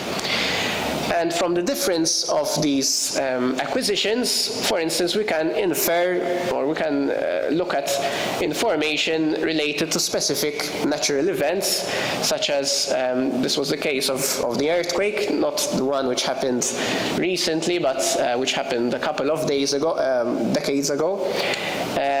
in Turkey, where you can see the characteristic fringes, which reflect changes in phase and then eventually in displacement. Now, a further analysis that we can do from this interferometric data is to perform what is called persistent scatterer interferometry. So Matteo will be speaking about this in greater detail later on, but in a nutshell, in this analysis, certain pixels in a scene might be relatively stable, so they might give a relatively similar response, which is known as coherence, over a sequence of different interferograms. And these pixels, we call them then persistent scatterers. So since they're not noisy, their signal is not changing all the time, because maybe in the case of vegetation, for instance, that would be a noisy pixel. But since they're relatively stable, we can use them to measure deformation over a period of time, over years, for instance. So in this graph, then, we see this is an example of the land subsidence, which is a phenomenon in Mexico City, where we see changes of the order of centimeters even over a number of years. Now, in our scenario, we're interested, the changes that we tend to see are more on the millimeter scale. And as part of the Coastal Sage project, since we're conducting research to try and improve the quality of satellite data, a main topic was to develop, to use artificial intelligence techniques and use them instead of on normal images, instead on these images which come out from the INSAR satellite data. So Asma, in the next presentation, will be telling us how she developed this architecture to improve the quality of these images using deep learning neural networks. In terms of outcomes, the project had a number of outcomes. So we're looking at improving the Earth observation data processing pipeline, together with the Public Works Department developing a risk assessment and monitoring tool. So we'll see a demonstration about this later. Capacity building was an important aspect, and especially the transfer of knowledge between different public sector entities. Stakeholder engagement, this is our third public meeting. And finally, the development of a preliminary coastal erosion management plan. These are the people and the teams involved. Some of these people have also moved to other entities, so I'm showing the states, I mean, where they were working mostly, but for instance, Dr. Kolika is now with the Public Works Department. We also were collaborating in this project with CNR IRPI for the analysis of the persistent scatter interferometry. So in terms of study areas, we already had a presentation by Chris, but I just want to show in a slide the different lengths of the coastline that we looked at in this project. So there were 6 key study areas for a total of 21 kilometers, 21.9, and almost 8% of the total Maltese coastline. These are just different images which you've already seen, so I'll not spend too much time on these. We had Nadur, Salmon Promontory, the Delimara Promontory, Arlapsi, and finally the Blue Grotto area. You've just seen a presentation on the in-situ measurements that we carried out in these areas. So a number of UAV missions to construct digital elevation models. Also a number of measurements for differential high precision GPS to obtain topographic measurements, and a number of other measurements as well. With the final outcome being the development of a risk assessment and monitoring tool, where we gather inputs from a number of sources, social and economic data, the hazards that we have in these different areas, the exposure, to then use this tool to build potential mitigation strategies for these areas which we deem to be at high risk. So these strategies can be managerial, for instance, such as through the use zonation, or also even engineered, for instance, reducing the flow velocity at cliff faces.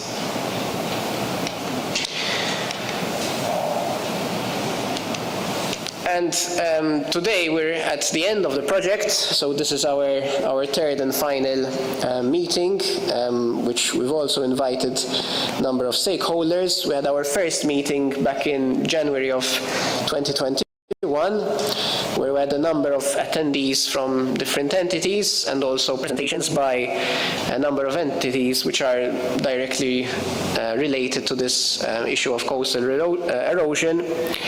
where we presented the project and listened to the feedback and the different comments and experience of these users. Then we had an intermediate meeting in October of last year where we presented some of the results which we obtained. This was organized as a session as part of the Mediterranean Coastal Erosion Conference, and finally today where we present to you the final results and the way forward for this project. So in conclusion, this project, the aim was to provide the authorities with an Earth observation and data-driven solution so that we could move towards proactive response to this problem. We, in terms of research, we developed a deep learning-based model that can improve the quality of the data that we use. And coupled with that was a number of in situ measurements performed. And lastly, but also importantly, this project enabled the transfer of knowledge between 3 different entities, and we hope that this will continue for the foreseeable future. Lastly, I'd like to thank the funding agency because they supported the research and the work that we carried out in this project, and we hope to continue applying and benefiting from several of these funds in the future as well. Thank you.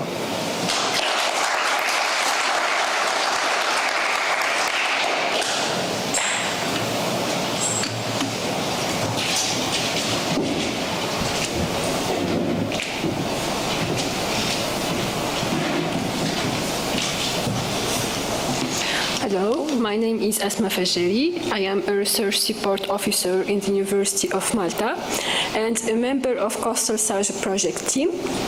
Actually, my main task in the project is to exploit the machine and deep learning methods in order to address the INSAR phase enwrapping issue. As Dr. Gianluca mentioned, the developed methods will be used in order to extract ground displacements from time series of SAR accusation in order to estimate deformation and displacement in different study areas around Malta and Gozo.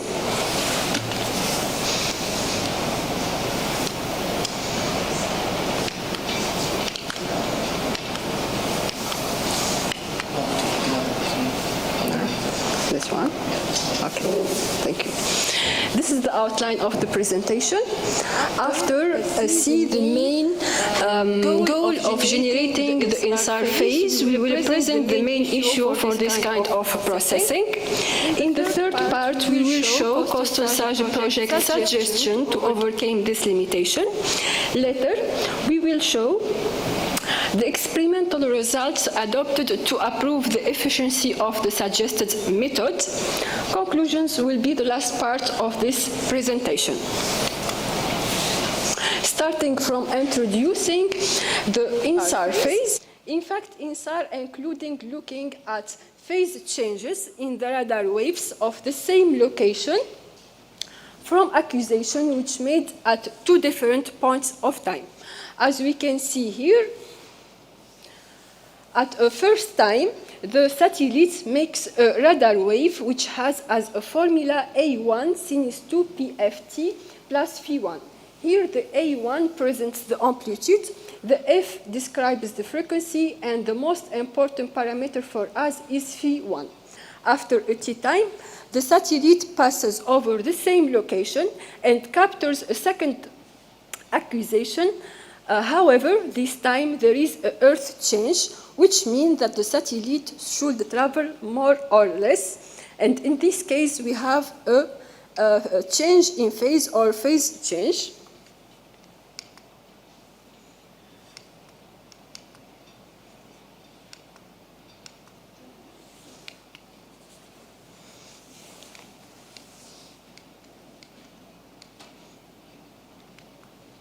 Okay.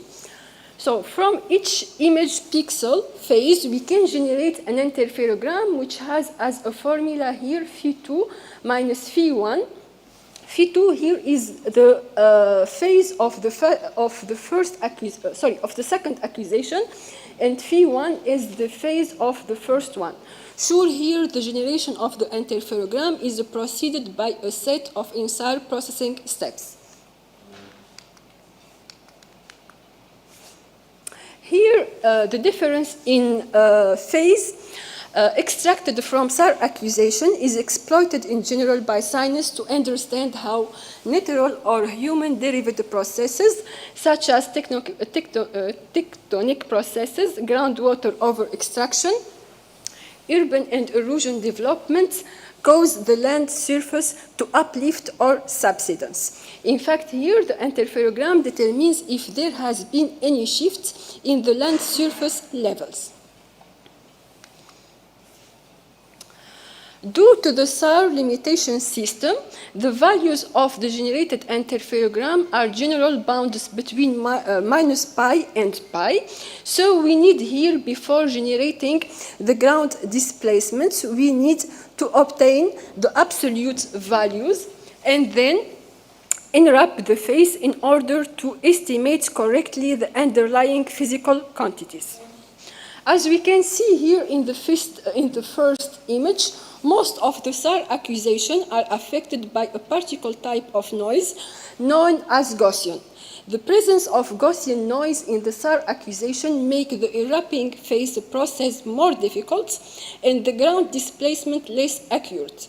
So in this project, we exploited a convolutional deep learning based architecture called deep learning phase enwrapping methods to perform here simultaneous INSAR phase denoising and enwrapping. This is the architecture presented by Dr. Gianluca. Here, the chosen architecture, as shown in the next figure, is formed by an encoder block in the left side, a bottleneck in the middle, and a decoder section on the right hand. The encoder block consists of 5 blocks. Each block consists of 4 layers in the form convolutional, residual, convolutional, and max pooling. The number of filters in each convolutional layer is doubled for each block, which means 16 in the second block, 32 in the third, 64 in the fourth, and 128 in the fifth. And then followed by a batch normalization block and a rectified linear unit. In the downsampling process, a 2x2 max pooling operation is adopted. Before entering to the decoder part, the encoder output data cross a bridge known as bottleneck. The bottleneck actually is formed by a residual block that intermediates 2 convolutional layers with 256 filters. Here, passing now to the decoder part has the same structure also as the encoder. It includes 5 blocks, where each block is made up of 4 layers. Each layer here consists of a 2x2 transposed convolutional layer and a residual block that intermediates 2 convolutional layers. In this architecture, we have a skip connection between the input and the output, and also between the corresponding encoder-decoder blocks to accelerate the training process. Actually, here, the chosen architecture is useful to enwrap the noisy INSAR images by simply training the network on using a noisy image. In this project, experiments are carried out in both simulated and real-world images. We firstly generated the synthetic data to train the network, and then the proposed architecture is performed using the real-world INSAR data. To generate the synthetic INSAR data here, the synthetic INSAR generator proposed by San et al. On 2020 was used. we have generated 6 various configurations by alternating 3 levels of additive white Gaussian noise and 2 amplitude band levels. So we obtained 1,500 samples of size 256 times 256 for each configuration, which means 9,000 samples in total. To generate the erupting phase, we have adopted Sun et al. Approach proposed in 2002. Here we have an example of the generated synthetic INSAR data. The first row here presents the INSAR rapid phase. The second and the third rows show the noisy and irrapid phases respectively. To assess the performance of the suggested approach on real-world INSAR data, Mexico City INSAR images have been exploited. As we know, Mexico City suffers from a land subsidence problem, and it presents for us a good example to test the efficiency of the suggested method. Here we present the noisy rapid phase of Mexico City.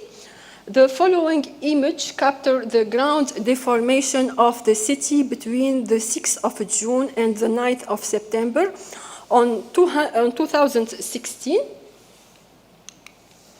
To avoid the computational issue and have compatibility with the model on which we train the synthetic dataset patch, Mexico City INSAR image was cropped into small patches of size 256 times 256. In this project, we used SNAP or Sentinel application platform to generate and process real-world INSAR data. Moreover, to assess the proficiency of the suggested method, we have computed 2 objective measures of performance, which are the peak signal to noise ratio, also called the PSNR, and the similarity structure index measure known by the SSEM. A well-known phase wrapping methods have been also implemented to be compared with the suggested method, such as here, the autoencoder, the unit, the phase nets, the attention residual nets, and the SNAFO. We start by presenting the obtained result using the synthetic INSAR data. Here we see the PSNR and SSM training and validation results obtained by all the phase wrapping or all the implemented phase wrapping methods over 100 epochs.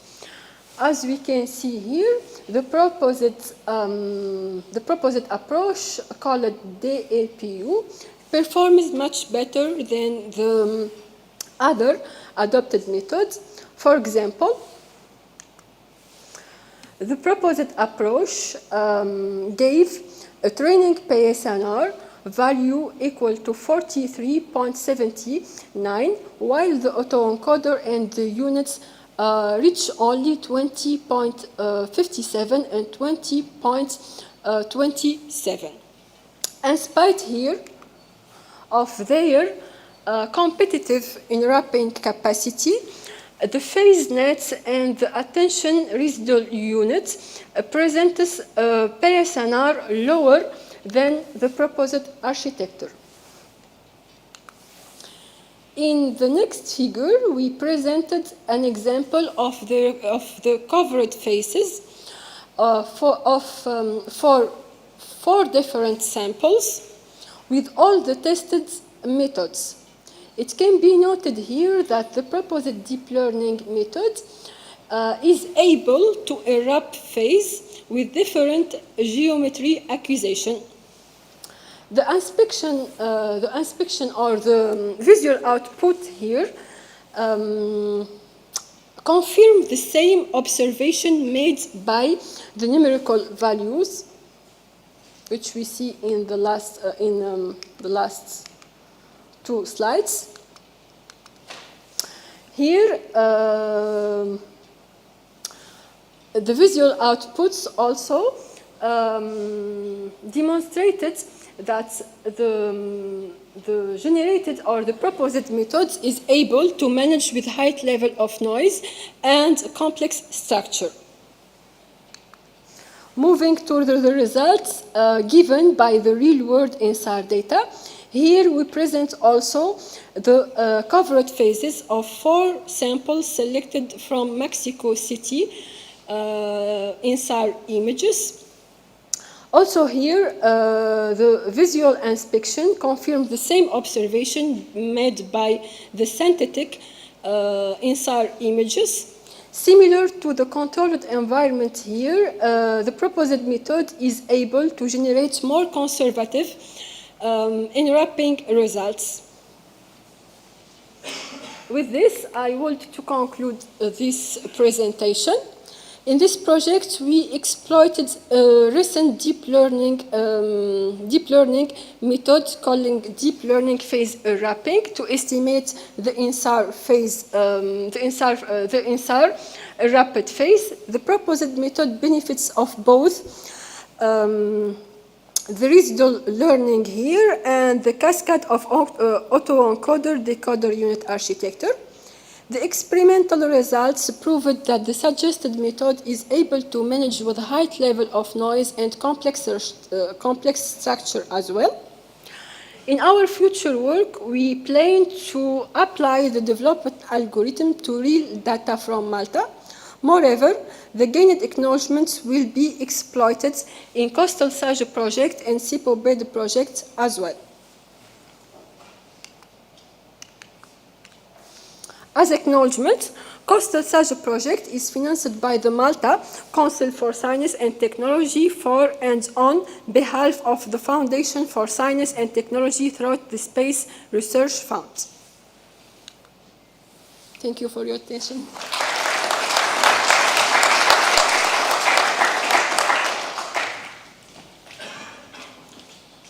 Thank you so much, Mr. Gauci, Dr. Colina, Dr. Valentino, and Dr. Fayari for your insightful speeches about coastal erosion in Malta and even the geology of Malta. Round of applause, please. Now, we have time for 2 questions, so please, if everyone has a question for one of the speakers here, he will or she will raise her or his hands up, and my colleagues over there will get near you with the mic. Any questions, please? Okay. And please identify yourself and the question for the experts here, please. Hi, my name's Andrew Warrington. My question is, if you look at the picture in front of us over there, the Eintofia Tower, all this impressive work that you've done, does it give us a prediction on when that mound of rock could possibly be moving? Does it allow us to predict when blocks are going to topple or how they're going to move, whether it's a toppling movement or a sliding movement?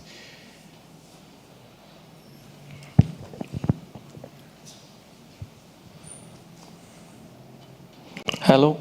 Okay.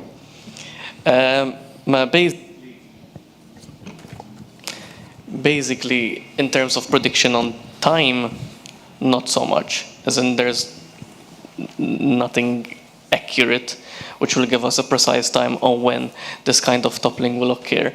However, in terms of the process and effect, yes, but it's also still an approximate because, for example, let's take into consideration the Azure window. Everyone thought it was just gonna topple naturally, just forming a stack alone, but instead it just like this. Good simulation. It's unpredictable, but you can actually think of the process that might happen. Future for it would be taking into consideration different methodologies or techniques to either safeguard, monitor, and even just prevent, I guess. Because I mean, I know that Unimore have been monitoring the Popeyes. Karaba, Popeye Okay, village yeah. and the Karaba. And they've actually seen from satellite images over the years how the blocks have slid down the clay slopes. You know, the ideal, I think, for this project would be if it can come out with an estimation whether that will be 100 years or 1,000 years standing, or whether it's an imminent danger of toppling. In terms of imminent danger, technically, every piece of fracture is gonna have an issue as a type of geohazard. However, in terms of movement on block sliding or rock toppling, it entails a different type of hazard. A rockfall would be more sudden, a block slide would be more long-term. Honestly, I lost my trail of thought. Do you want There is another question. The methodology behind this project was to actually tie in kind of ground truthing from the satellite imagery to actually what's happening on site. So Public Works methodology was nail monitoring, so identifying distance from one stable area to the unstable area to identify how much in terms of fracture opening there is there.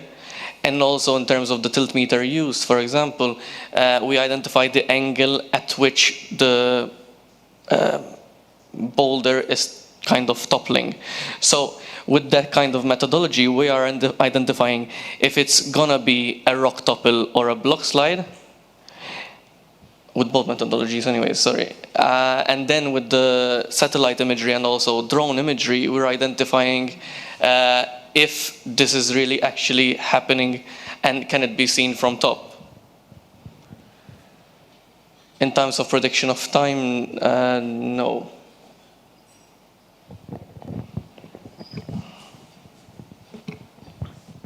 I mean, in terms of predicting specific time, it's very, very difficult, not just locally.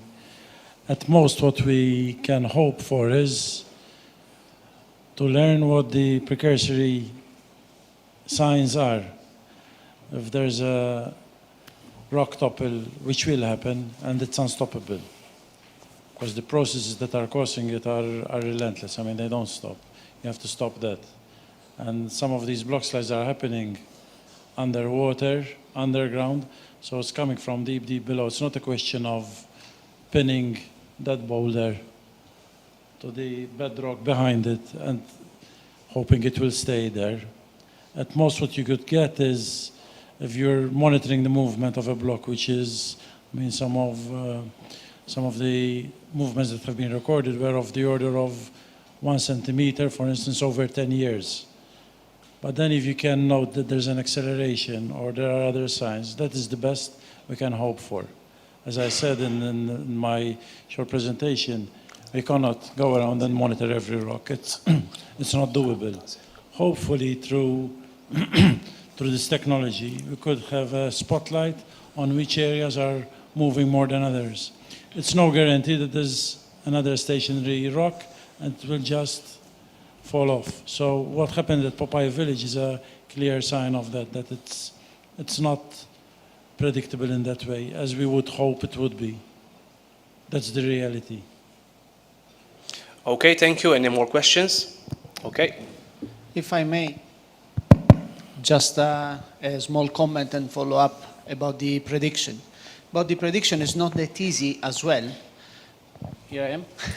It's not that easy as well, because they are not linear processes. You just get a line and say, okay, it's going to happen at this time, and so forth. But actually, Dr. Buarja was very precise in saying this is kind of a monitoring stuff. And ideally also, the goal would be that implementing those stuff and in general imaging processing, eventually in quasi-real time, we gain in terms of the monitoring through the process, learning more about the process, and if there are major variations in which then public work or whoever is in charge can send people to actually identify and assess the status quo of things at that particular moment. So the monitoring is not always with the prediction. It's almost like going to the medical doctor, right? It will never tell me you're going to die on this day at this hour. But according to the evolution on several processes that he or they monitor, they can give a rough estimate. More or less, I think that's what the goal of the project is about here. Thanks. Thank you so much. We have a short coffee break, a 30-minute coffee break. Please be seated at noon. Thank you very much.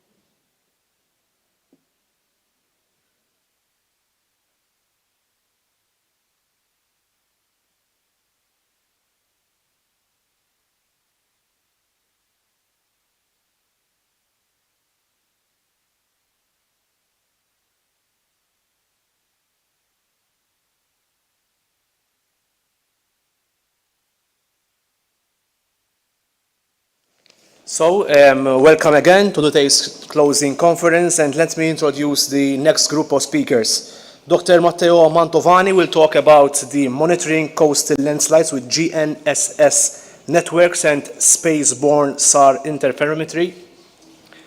This is followed by a presentation about coastal SAGE from project to program, performed by Dr. George Buhajar and Mr. Daniel Grech from the Department of Public Works. Another speech will be given by Professor Sebastiano D'Amico about the near-surface geophysics as a tool in pocket beach management. And lastly, for this part of the session, a speech by Mr. Gerrit Darmanin from the University of Malta, who will speak about satellite-derived bathymetry for pocket beachy environments. I extend my plea for the academics and experts here, so please, if this is possible, let's keep it brief for us to have more time to take questions from the floor. So, the floor is yours.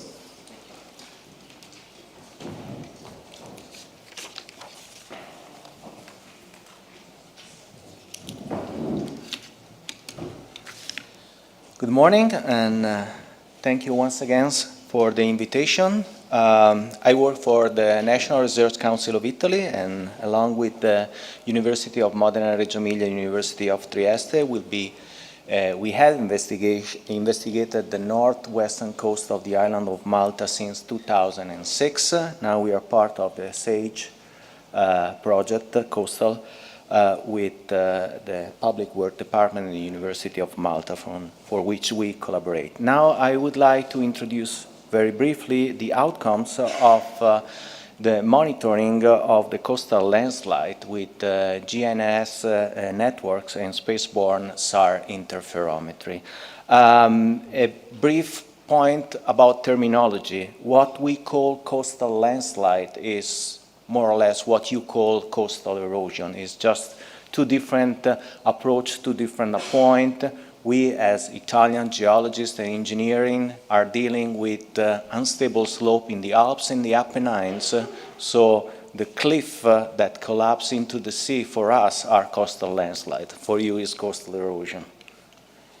Okay, I will go very brief. The red rectangles are where our monitoring system, GNSS monitoring system, was installed.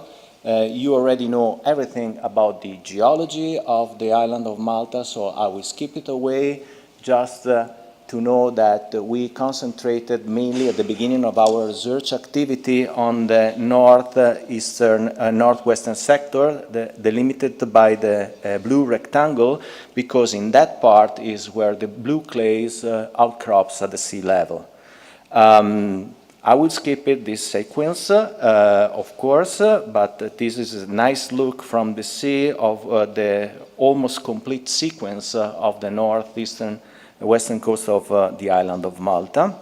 And I will talk about coastal landslide and what we wanted to monitor when we first arrived here. We wanted to monitor the state of activity of lateral spreading. Lateral spreading are a particular, peculiar typology of landslides that are very abundant in the northwestern coast of Malta, and they consist in what the geologists call rock spreads or block slides.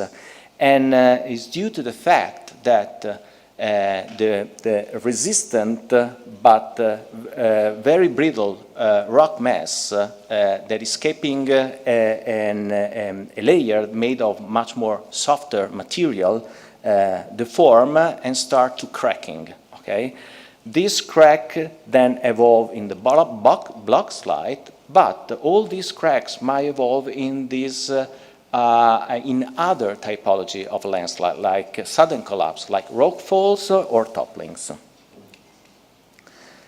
These are our two test sites, Anchor Bay and Il Carrabba, when we deployed our GNS monitoring system. Here you can see from an aerial picture the displacement vector that represent the intensity and direction of the displacement recorded at benchmark location near Popeye village. Of course, the color and the length witnesses the intensity of the deformation. The image shows the cumulated displacement from 2006 till 2022. So it's 16 years of investigation. We've been coming to the island of Malta twice per year, except for the last 2 years due to the pandemic, we weren't able to process. From the satellite images, you see along the numbers, the three-digit numbers, you see also the small, oops, sorry. We've seen some small circles. These circles witnesses the vertical component of the displacement. On the right-hand side, here you see the graph, the deformation graph, the time series that we've made. This time series for every point, every benchmark on the area. On the x-axis, you see the time. On the y-axis, you see the displacement. The scale of the displacement is the same for all the graphs, so you can figure out which benchmark is moving more than the other. The other thing that is interesting is the blue line. The blue line is the planar component of the deformation. That means the deformation towards north and east, while the orange dots are the three-dimensional component of the deformation, which is the deformation calculated when we add the vertical component. We like to keep it separately because the GNSS has different accuracy in determining the position of a benchmark in the planar and in the vertical position. The vertical, usually the accuracy is poorer, so is less precise. The first thing that we notice is a linear behavior of the deformation. Very, very, very linear. And the other thing that we notice is for mainly all the benchmark, the red dots, the orange dots are superimposed to the blue line, which means that the main component of the displacement is planar. But point 102 and 103, you see a very different behavior, which means that here the main component is vertical. So this block here, I'll show you here for a better understanding of the concept. This is an aerial drone images taken over Popeye village. I highlighted the blue blocks where point 103 and 102 were installed, and the red blocks below the main slab here where point 104 was installed. And you can see the graphs that are on the left-hand side of the screen. Please be aware that now the scales are different. So, for example, if you take a look at the north component here, okay, it arrives to around 6 centimeters. This is the cumulated displacement in 16 years. And while for point 104, it reaches the 20 centimeter, so a very high component. The other graphs show the displacement of the planar displacement, and this is the vertical displacement. Here the vertical displacement reaches 30 centimeters, while here the vertical displacement reaches 6 centimeter. And you see that behavior is quite different. Here we have two different, what we see to be two different rates of deformation. before and after 2012. Here is very steep, and here kind of like slow down very much comparing to the... All those bars that you see here are the statistical error in the determination of the height, and all these small error ellipses assess the quality of the measurements. And these are all the steps that the benchmark take during our survey. We're talking about 29 measurements so far. So the displacement are very, very slow. So as a matter of fact, this block mainly subside, is lowering, while these blocks mainly moves planarly to the village. Okay? The rate of displacement is very, very small. We're talking about 2 centimeters per year. Okay?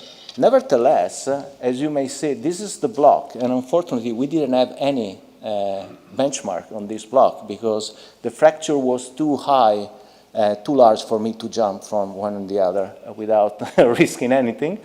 So, and this part collapsed, but this collapse was a toppling, probably from the image that I see, was not due to the lateral spreading measurement. And this kind of behavior is quite unpredictable to define. The other thing is the Il Carrabba. In Il Carrabba, there's nothing much more to say beside the fact that the scale is the same as before, and now you would recognize here that the displacement vectors are much more smaller than what we see. Also, it seems that all the points do not move. It seems that we have a very, very, very weak, if any, vertical component, and the only blocks that give rise to a certain worries because it moves a little bit faster than the others is this block here, number 306, as you can see here. Now I would like to talk to you about the radar interferometric analysis. First of all, I want to introduce very briefly the images, the data set that we use. We use Sentinel-1A radar images. The period of investigation goes from April 2016 till June 2022. We acquired 2 different data sets. Each satellite passes over the same portion on the ground, going from north to south on the descending orbit and from south to north on the ascending orbit. So the capital letters that you see here, D and A, means descending or ascending orbits. These are the number of the images that we process, the number of interferograms. You already know that the interferograms means coupling together 2 interferometric images, so more than 300. And the number of point targets. The number of point target that varies a lot from descending to ascending, but it's more than 200,000, are what we call permanent scatterer, or point target, or actually are those pixels on the ground from which we can retrieve an information about the displacement. Okay? So I'll show you a long-term monitoring system with GNS survey twice per year in just 2 test sites, probably less than 20 points. And now here we're talking about the whole cover of the island of Malta, more than 200,000 points. But more importantly is the sampling rate. Of course, when you come from Italy here to make the measurements, you come twice per year. While the measurements that we can have with processing satellite Sentinel-1 images is just 12 days, because this is the repetition orbit cycle. So we get an image every 12 days. As a matter of fact, if you multiply 12 days for 180 images, it's more or less this time of period stretch. The other things that is important is the incident angle, which is the angle from which the satellite sees the ground, okay? This is referred to the vertical, so it's very steep if we consider 20 centimeter, okay? It's much more larger if we consider 45 degrees, I'm sorry. I think I should This is how the interferograms were formed in this map. Here for the descending and the ascending path. Here is the time from 2016 to 2002. The black numbers that you see here are the numbers of the images, okay? The purple line connecting two numbers are the interferograms. Here, in the y-axis, is the perpendicular baseline, which is a parameter that is very important for us, and that tells us a priori, before processing the images, a certain level of how good would be the interferogram. The smaller is the baseline, so the smaller the length of the line, probably the better would be the interferogram in terms of noise. Not always, but at least one component of the noise will be very small, okay? So, for example, this interferogram probably will be better in terms of perpendicular baselines of these ones. And we couple the images, so every image created an interferogram with the two closest images in terms of time, both before and after the acquisition time. Okay, now I would like to show you an animation about what we have measured. Right now, you see an image of the green pixel of the island of Malta. The green pixel are the 200,000 pixels that we've been able to make measurement. Where you don't see pixel doesn't mean that the ground is stable, it just merely means that we don't have information coming from that area. And as a matter of fact, that area are area that mainly are agricultural fields. You know Malta much better than I do, and you get to see that the green dots are all over the cities, for example, or in the north part where there is the upper Caroline, so it's not cultivated fields. And green means that everything is stable. Now, here at the bottom, you see the date. Now we're going to play an animation. This animation, you're going to see this counter arriving to 2022. And while the interferogram is measuring, you will see red spots aligning along the coast and in the part of Malta. That are the displacement that have been measured through times by the interferometric approach.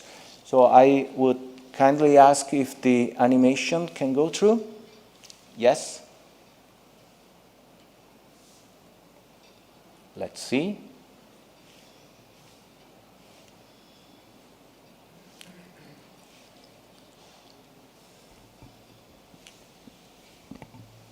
No, it doesn't. Okay, now it goes, see the counter here, and see here, for example, the first red line, this is the landfill, the waste landfill that is deforming, like going subsidence, and here you see the yellowish. I know probably the light is not very much, but by the end of 2012, those are the deformation. You can see the deformation here in one of the test sites, here, and all over here. If you don't see it, I promise that they are just less evident than is in the normal screen. Another way to see these things, and then I zoom in, instead of having a displacement map with all the cumulated displacement, we should have a displacement rate map, okay? So we take the time series of the deformation, we assume to be linear, we interpolate it linearly, and from the steepness of the line, we retrieve a deformation that it usually displays in terms of millimeters per year. These millimeters per year are coded in terms of colors. Green colors are more or less points that are stable. Yellow towards red and green means something that is moving to a rate that it's consistent. And now I will zoom in a little bit to our area of interest, and this is more or less the final product that we will upload to a GIS project. You will see the yellow dots, and you will see that all that is yellow is something that is deforming, okay? And this is the time series. This is the displacement in millimeters. This is the time, okay? This is the line that interpolates the time series. This lies as a rate. This is the rate of deformation from which we coded the persistent scatter. And you can see some seasonal effects that we were not able to detect with the GPS because the sampling rate was too poor, 2 per year, while here we have 12 days. And as a final conclusion, very briefly, is that any kind of monitoring system represent mandatory tools for landslide risk assessment. And from what we have seen, you can tell that interferometric analysis is a very valuable and powerful tool to monitor ground displacement over large area like the entire archipelago of the Maltese. Nevertheless, and to connect to the former discussion that we have, this technique still suffer from some technical limitation. Instead, that cannot be considered yet an early warning system, okay? We don't have the accuracy, we don't have the sampling rates, we don't have the technological and the knowledge to yet foresee using those data to tell if a sudden collapse will occur. We can recognize a very slow deformation that will increase in velocity, and for certain kind of landslide that will work pretty well. But for topples or rockfalls, we are kind of like still not yet to prevent, at least using this technique. Here's some bibliography of the scientific paper that we produce over in Malta, if you're interested, and thank you very much for your attention.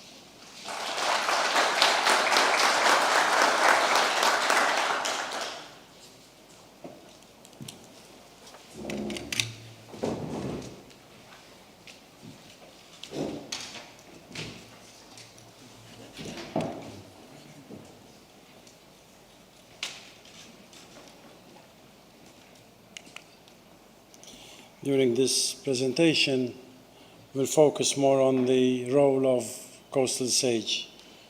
And from Dr. Mantovani, you can see how promising this new technology is. It's not without limitations, but we're looking at coastal sage not just as a project which ends today or tomorrow, but we're trying to turn it more into a program which will keep on layering our approach to studying this problem.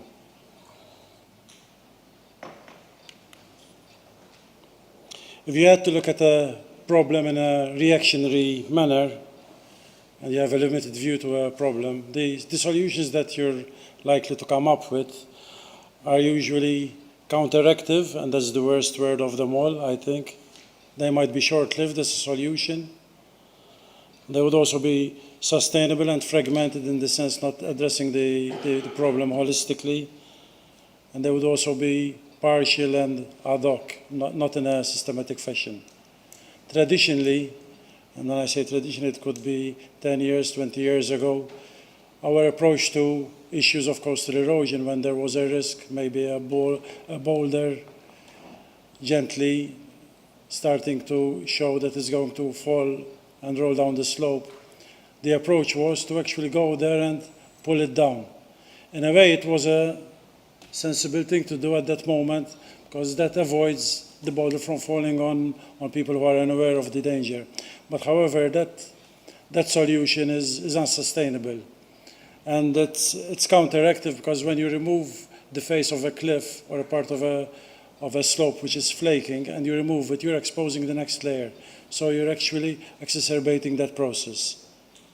So in a way, it's an interim solution, but when you're not understanding the whole problem the way it is, and what's really happening beneath the ground and what's happening seasonally. And it's not possible to understand the problem in that fashion unless you have this amount of data. Just doing site observations once every 2 years, it's nothing like having data available for once every 12 days. And the good thing about the coastal sage data is that you can go back. If I wanted to check readings and what the data was, the data is there even when there was that incident or the other incident, so you can actually kind of rewind back and have a look at the data.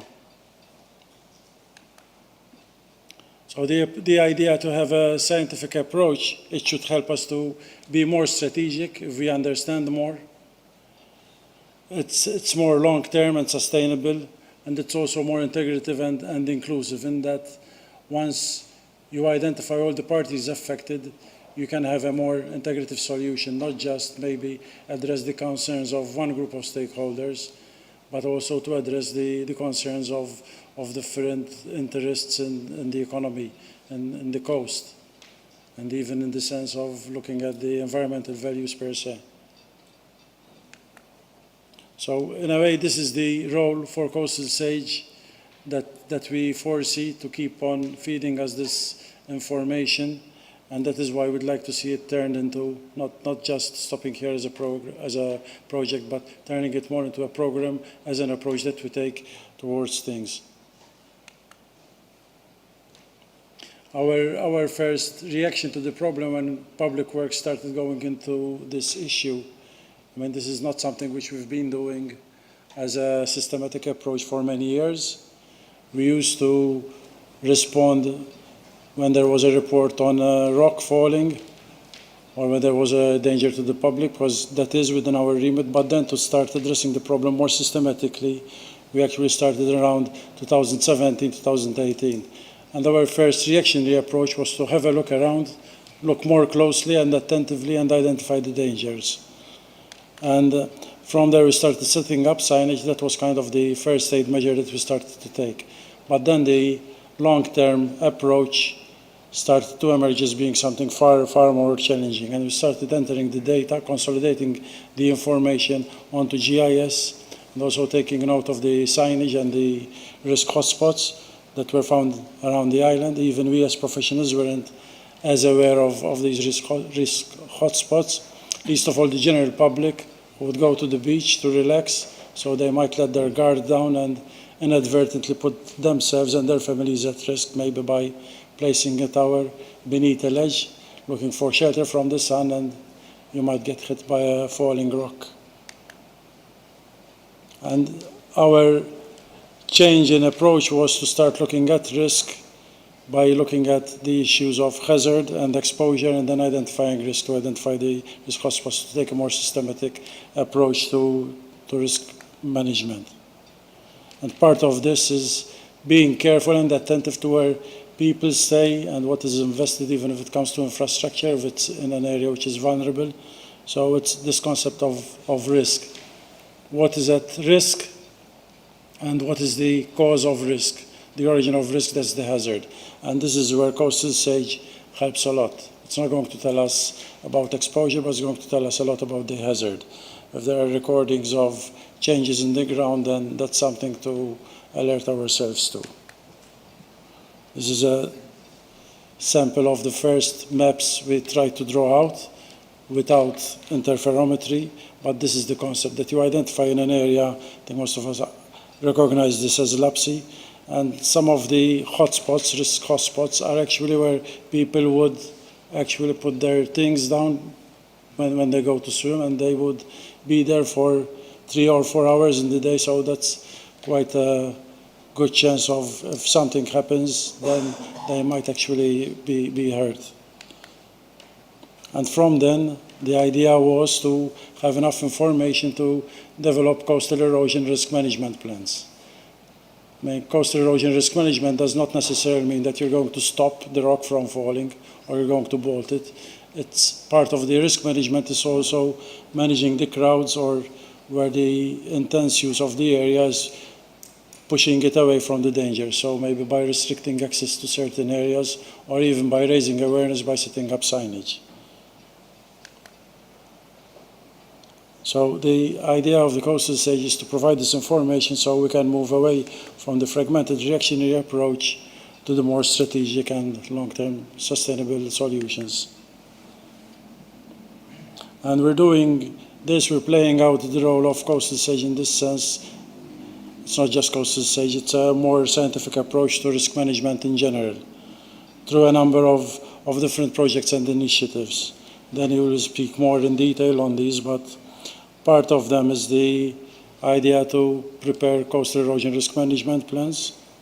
Another study which we started undertaking is looking at old maps dating back more than 100 years ago and looking at how the coastline has changed, because that gives us a good indication of which areas are more vulnerable as well. So that puts us in a better informed position. Another project is the Coastal Cover Project. It's a coastal climate, overall vulnerability and exposure risk approach to looking at vulnerability and exposure on the coastline and looking at the risk which those together impart. And the idea is to carry out a professional and integrated risk assessment of the coast of Malta, and this project is more than halfway through. We started about 18 months ago, and we should be completing this project towards the end of this year. And the idea is based on this coastal erosion risk assessment of the Maltese coastline to identify priority areas and then think of the solutions that we need. And as I said, it does not have to be hard engineering solutions. It could be management of the way we use that part. Because as I said earlier this morning, I mean, certain processes are unstoppable, so we have to change.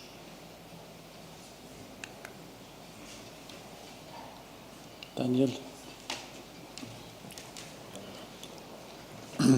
So, as Dr. Bahajar pointed out, we started in public works, back before my time even, adopting perhaps a reactionary approach to this matter. However, initiatives such as Coastal Sage will enable us to give more credence in a scientific manner to assess the issue or appraise the issue of coastal erosion. What the video is in the background is a sample of what Dr. Montovani was speaking about, the deformation analysis. The data set is just an example. It's not the final data set, but the idea is to use these techniques to not just put them into a GIS environment, which we have been speaking about quite regularly across the years, but also having this data set easily accessible by many other entities and even the public. An important thing to note that such a system is basically it is a dashboard, as was the case with the COVID dashboard, which probably a lot of you are familiar with. This is ArcGIS Online. Recently, there was a central agreement between META and the ESRI and the government, so many institutions actually have access to this technology. As Dr. Bahajar pointed out, we have a number of internal and official projects. The technical outputs, i.e. the deformation maps, will help us inform future work at PWD. In fact, a lot of our remit is to produce risk assessment maps,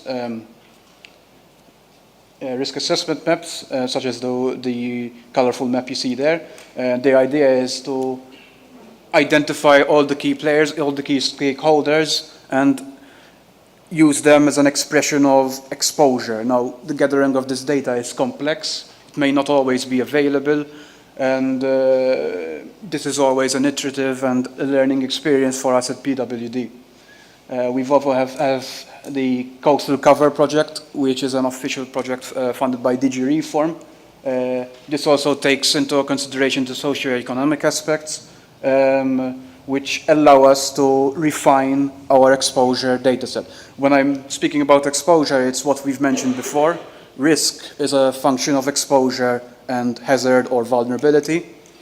And then we have the Shoreline Project and the Common Coast Project, which I will be explaining separately. Yes, our approach is to be scientific and integrative. Internally, we call this the Sincera approach.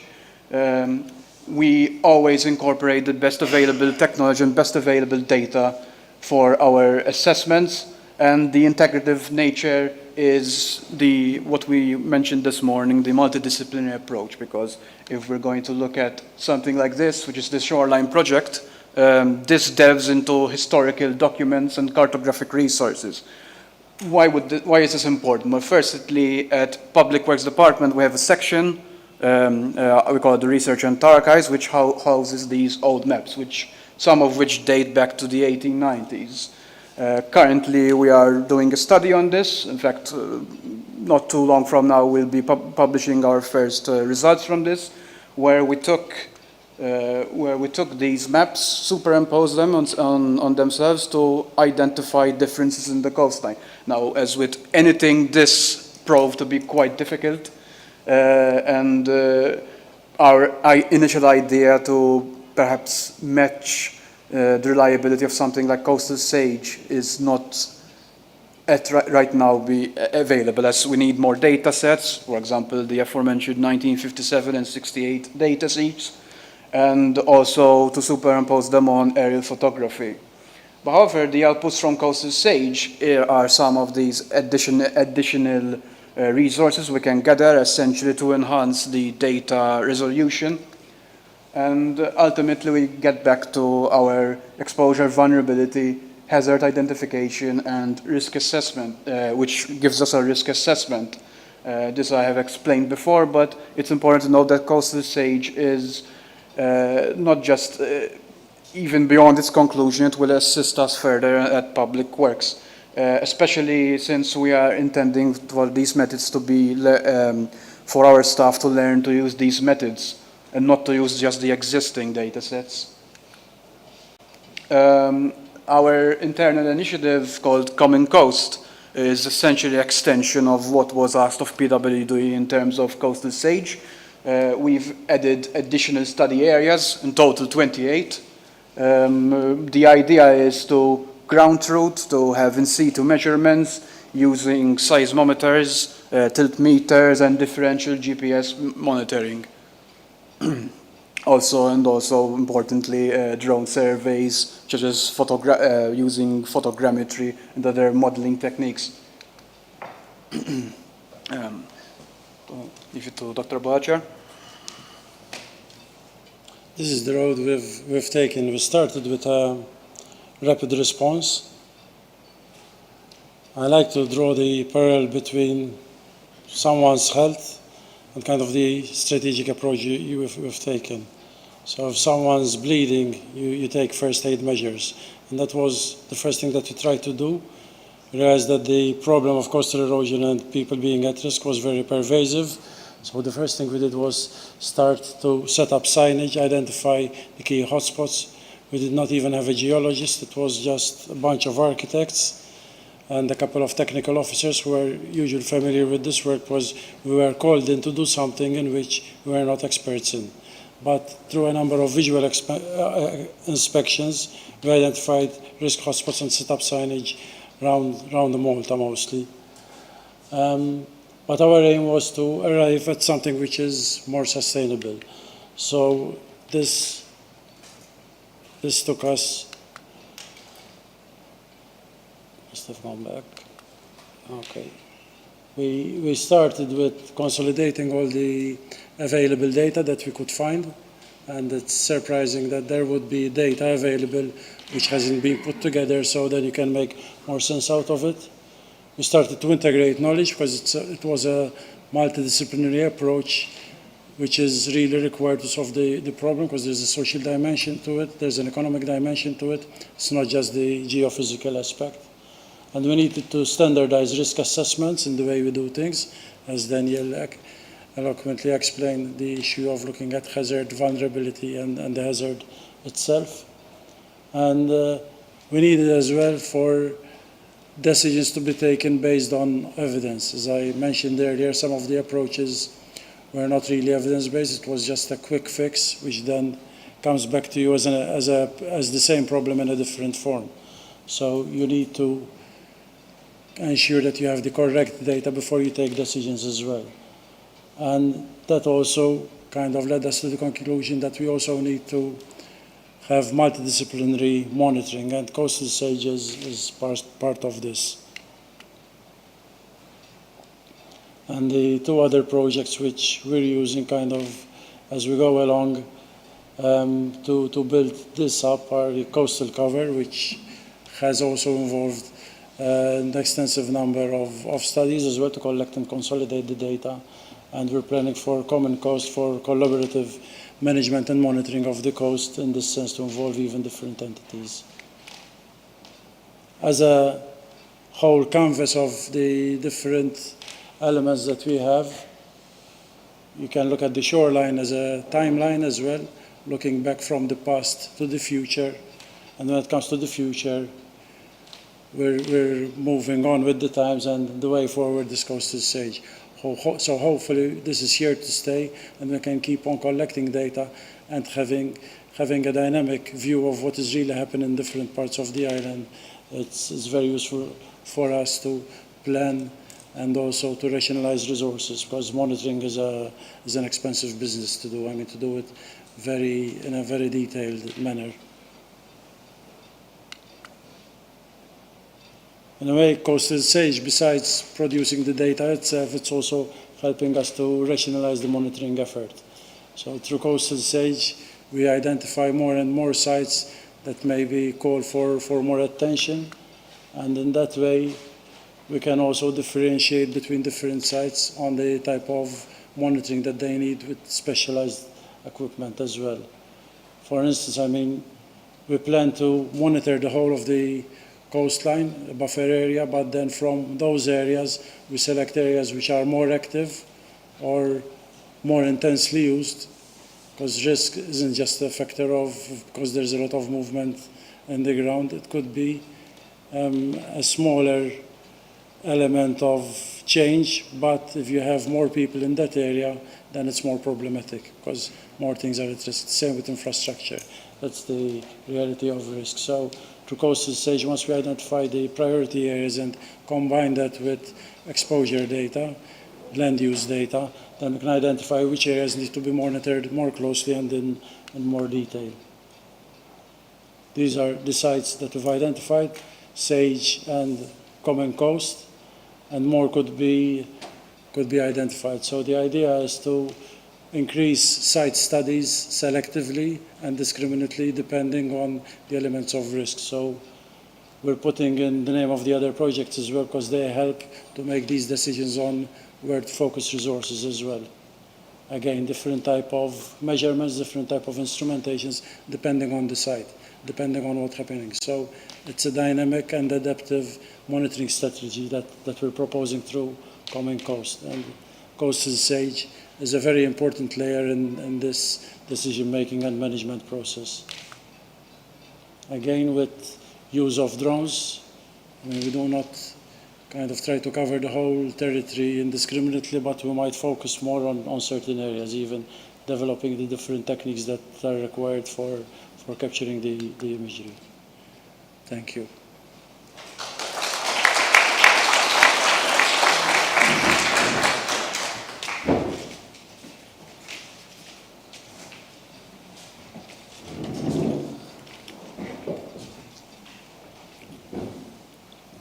Thank you. So I'm going to speak about one little part, which is the geophysics, the near-surface geophysics, that takes place in this multidisciplinary approach. Again, multidisciplinary means putting a lot of ingredients all together to have a final picture of the phenomenon that we're studying. And I'm going to give you a little bit of introduction and brief overview on the SIPOBED project, which is another project that has been financed by the Malta Council for Science and Technology. See if I can make this moving.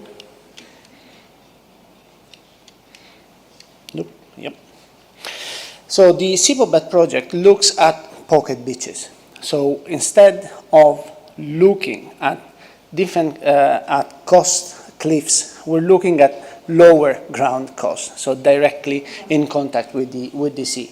And through this project, we aim to actually try to understand how sediments will be moving around within the pocket beach embayment.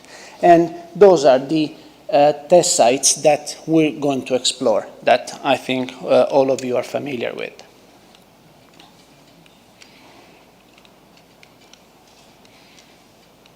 See, it doesn't want to work. Is this one?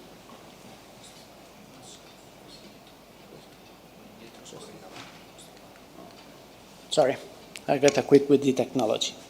So the idea is to look at this particular set of environments. So there is a lot of things to be done from a geomorphological point of view, the geology point of view, the interaction between sea and land, including oceanography aspects and stuff like that.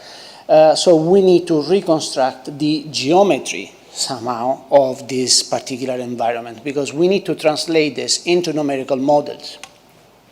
And therefore, some measurements are really necessary. So it's not just a qualitative approach, but we need to develop a quantitative set of measurements. So in general, pocket beaches are confined between headlands, and we do have the interland and coastal area and the offshore zone. And here we do have a kind of a sketch of what's going on. So within the entire coastal area, we do have the interland, the shore and beach and coast dune, plus the offshore area, let's say the area that is at sea, and sediments there as well. In our particular context, considering our geological setting, we need to track and map where the bedrock is. How can we do that? Because what we can observe is actually what are the variations on top.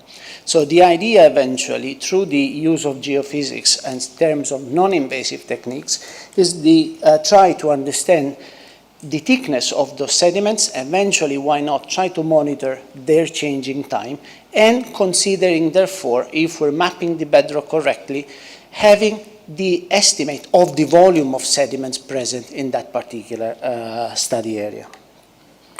So the project in general will have components that we will be focusing on the determination of the bedrock geometry. So we will use, as I said, geophysics, but also we'll try to integrate this with the digital elevation models, which gives an expression of the variation at the surface, and we move also at sea, and we will be using satellite-derived bathymetry and derived topography to actually have a potential tool that will help us not to go on site and actually monitor changes. And Garrett will give some clues on the satellite-derived bathymetry later on. So the project is divided in several work packages, and we will be able to see now some in situ measurements. So why do we do near-face geophysics? One way could be also direct observations with wells data, but even though those are expensive, they need interpretations, we need to be sure that we're sampling the right things. Everything depends on the sampling rate. So in terms of near-surface geophysics, we could actually go from small to large scales. And in this particular context, I will be showing you some results of the electrical resistivity and passive seismic.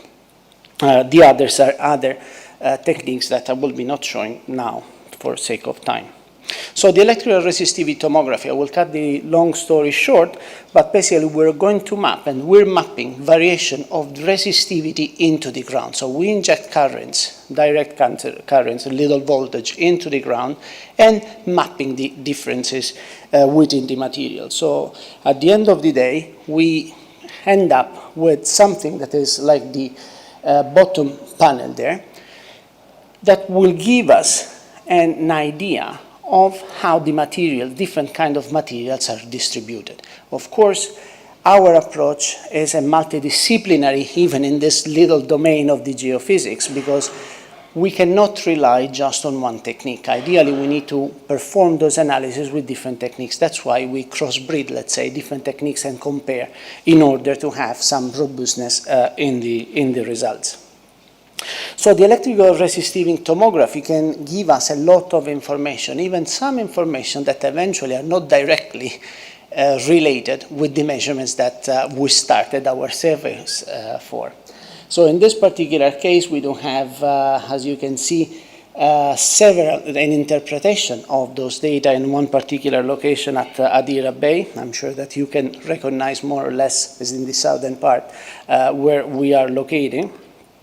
And but there is also another nice feature there on the left-hand side of the panel that eventually is showing up. So it's something that is related to a fault. We know that there is a fault there, but this is a further proof and a possibility of quantifying these activities.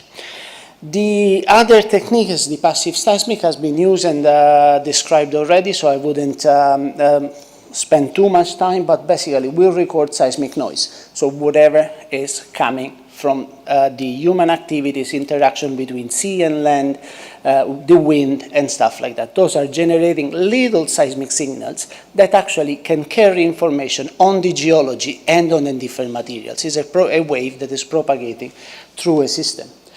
And through this, we generate this kind of graphs. Those kind of graphs, they do have different peaks at different frequencies, and those can give actually useful information. And not all the places are the same. And here there's just two examples in two different locations, Golden Bay and Jinena Bay, in which, according even to the geological map, different kind of rocks are exposed.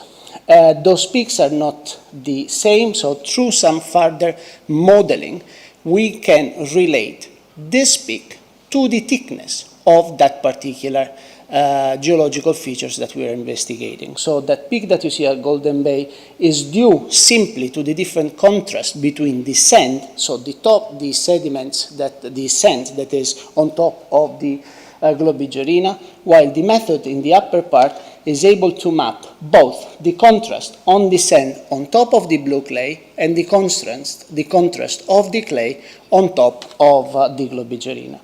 So those are measurements that are taken at one point, but if we take several points within the pocket beach environment, we are able to reconstruct the 3D of the area.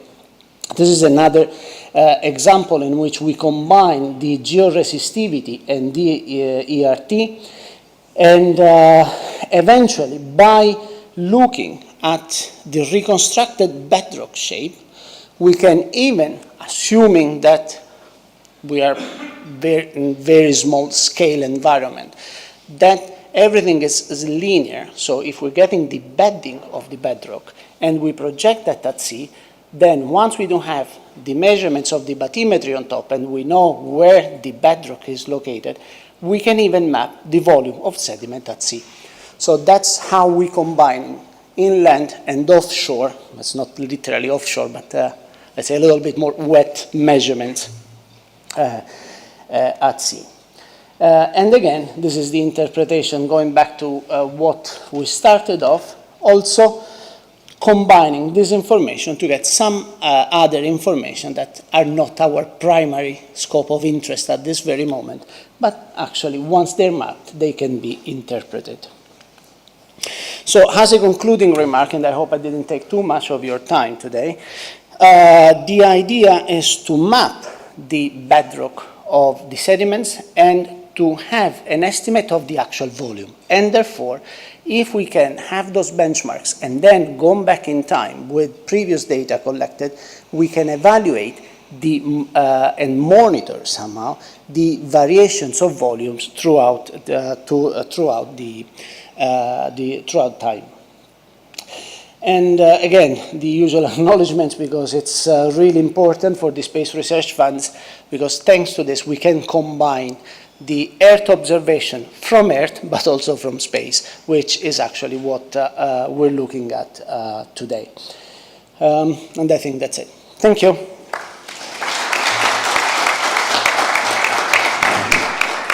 And sorry if I was fighting with the control.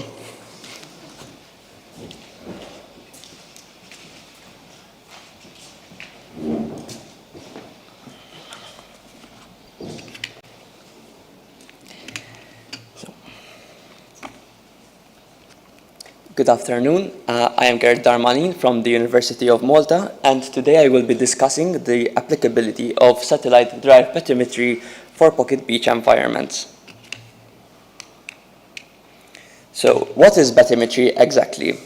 Bathymetry is the difference in depth between the seafloor and the sea surface, and accurate and high-resolution bathymetric information is crucial for multiple applications, including nautical charts, benthic mapping, tsunami modeling, and coastal morphological dynamics.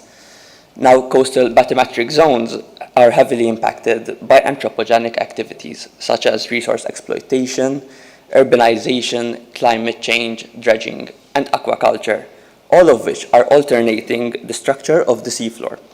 And therefore, bathymetric mapping has become crucial in understanding the effects of these processes.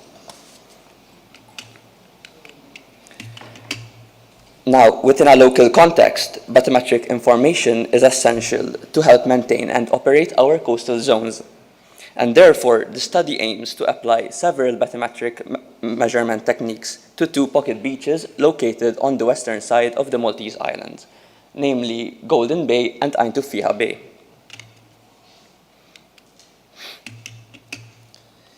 Now, to obtain these bathymetric measurements, 3 main methods are needed, which are the acoustic measurements, the optical measurements, and the satellite-derived bathymetry measurements. Now, all of these measurements are done using signal travel times, and these measure the distance between the sea surface and the seabed. Now, the traditional in situ techniques involved are those using sonar measurements, also known as sound navigation and ranging methods, which are these 2, and LiDAR measurements, also known as light detection and ranging techniques. Sonar measurements include single beam, which make use of single beam echo sounders that measure the time taken for a single sonar pulse to travel from the vessel to the seabed and back, whilst the multi-beam echo sounder scans a vaster seafloor zone by emitting a single white swat of sound. On the other hand, the LiDAR measurement employ both an infrared laser, which is reflected off the surface of the water, and a green laser, which is reflected at the seabed. The time difference between the reflectance times of these 2 lasers is then used to estimate the depth of the water. Now, these methods, although very accurate, are very time-consuming, labor-intensive, very costly, and can only be applied to small areas. And therefore, an alternative method that can be used is satellite-based remote sensing. For instance, satellite altimetry and synthetic aperture radar data. These are more practical, as they provide a wide coverage, and there is also a large availability of data sets.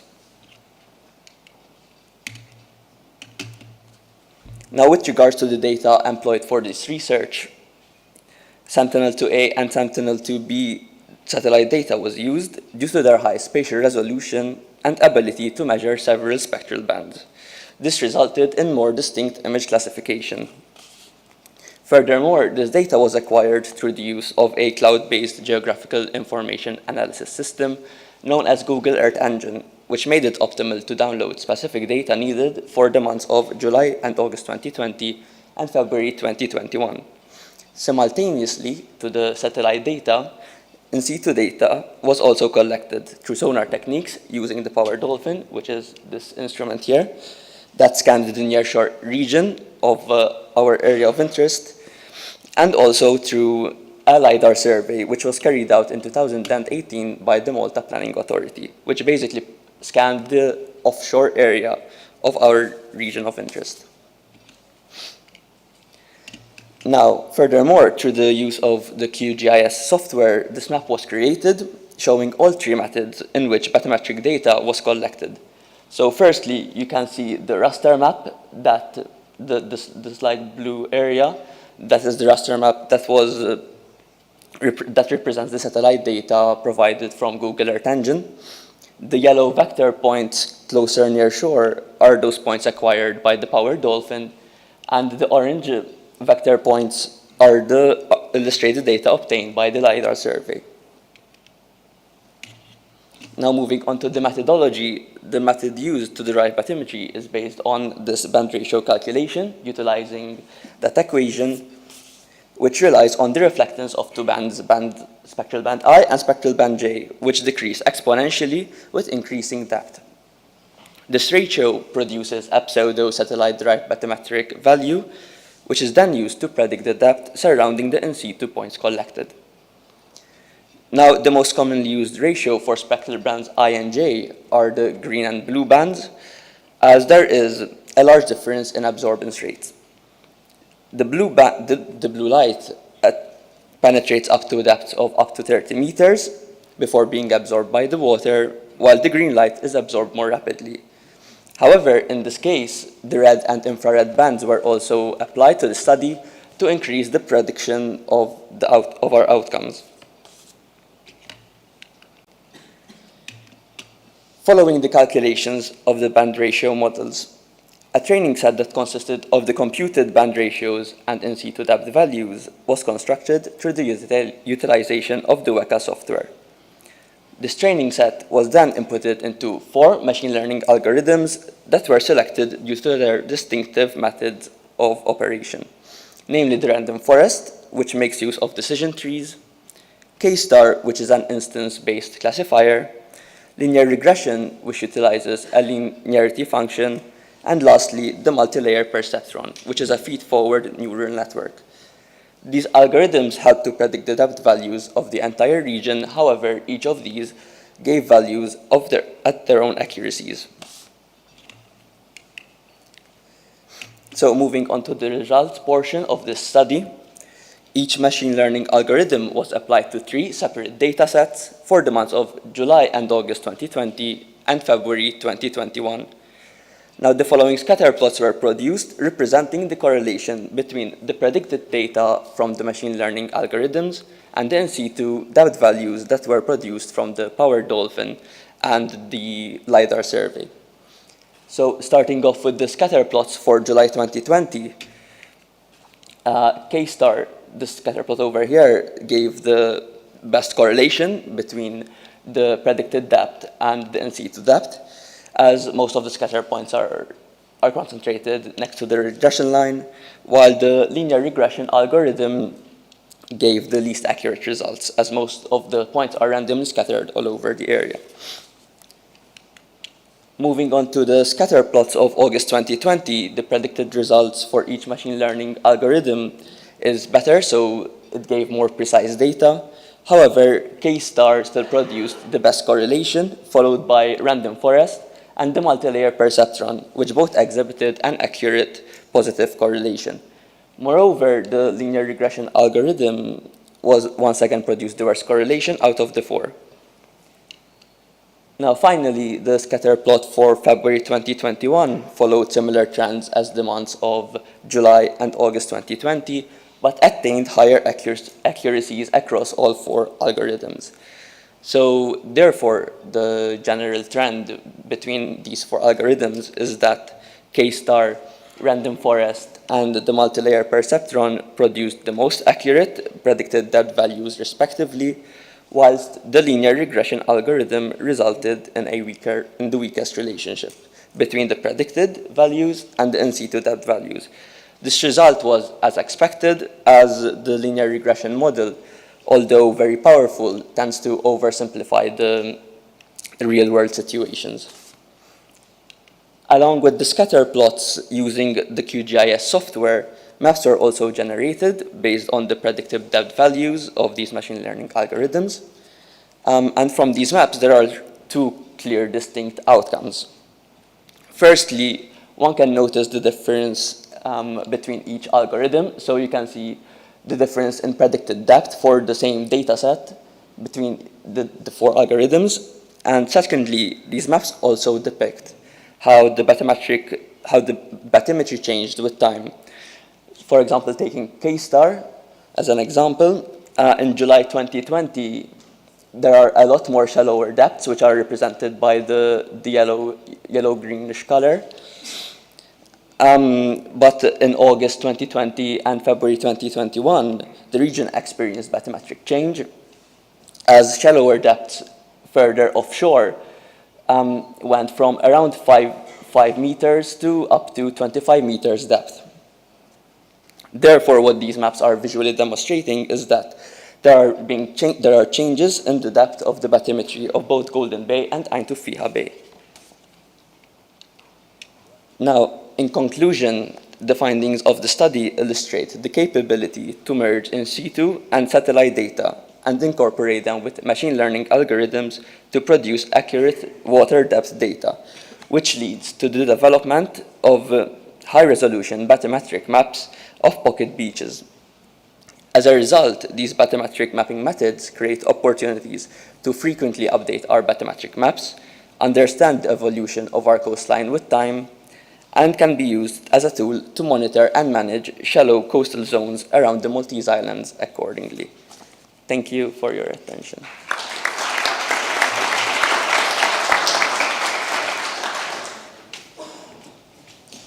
Thank you so much for the speakers. Now it's time to pose any questions to the experts. Please raise your hand, and my colleagues over there will pass on the mic in order for you to ask the question that you need to know about.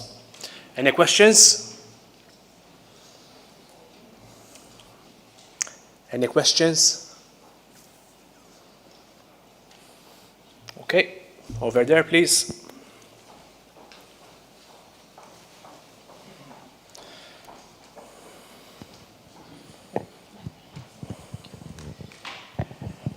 Me again, sorry.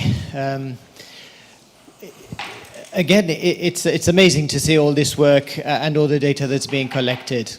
2 points, Dr. Bahajar.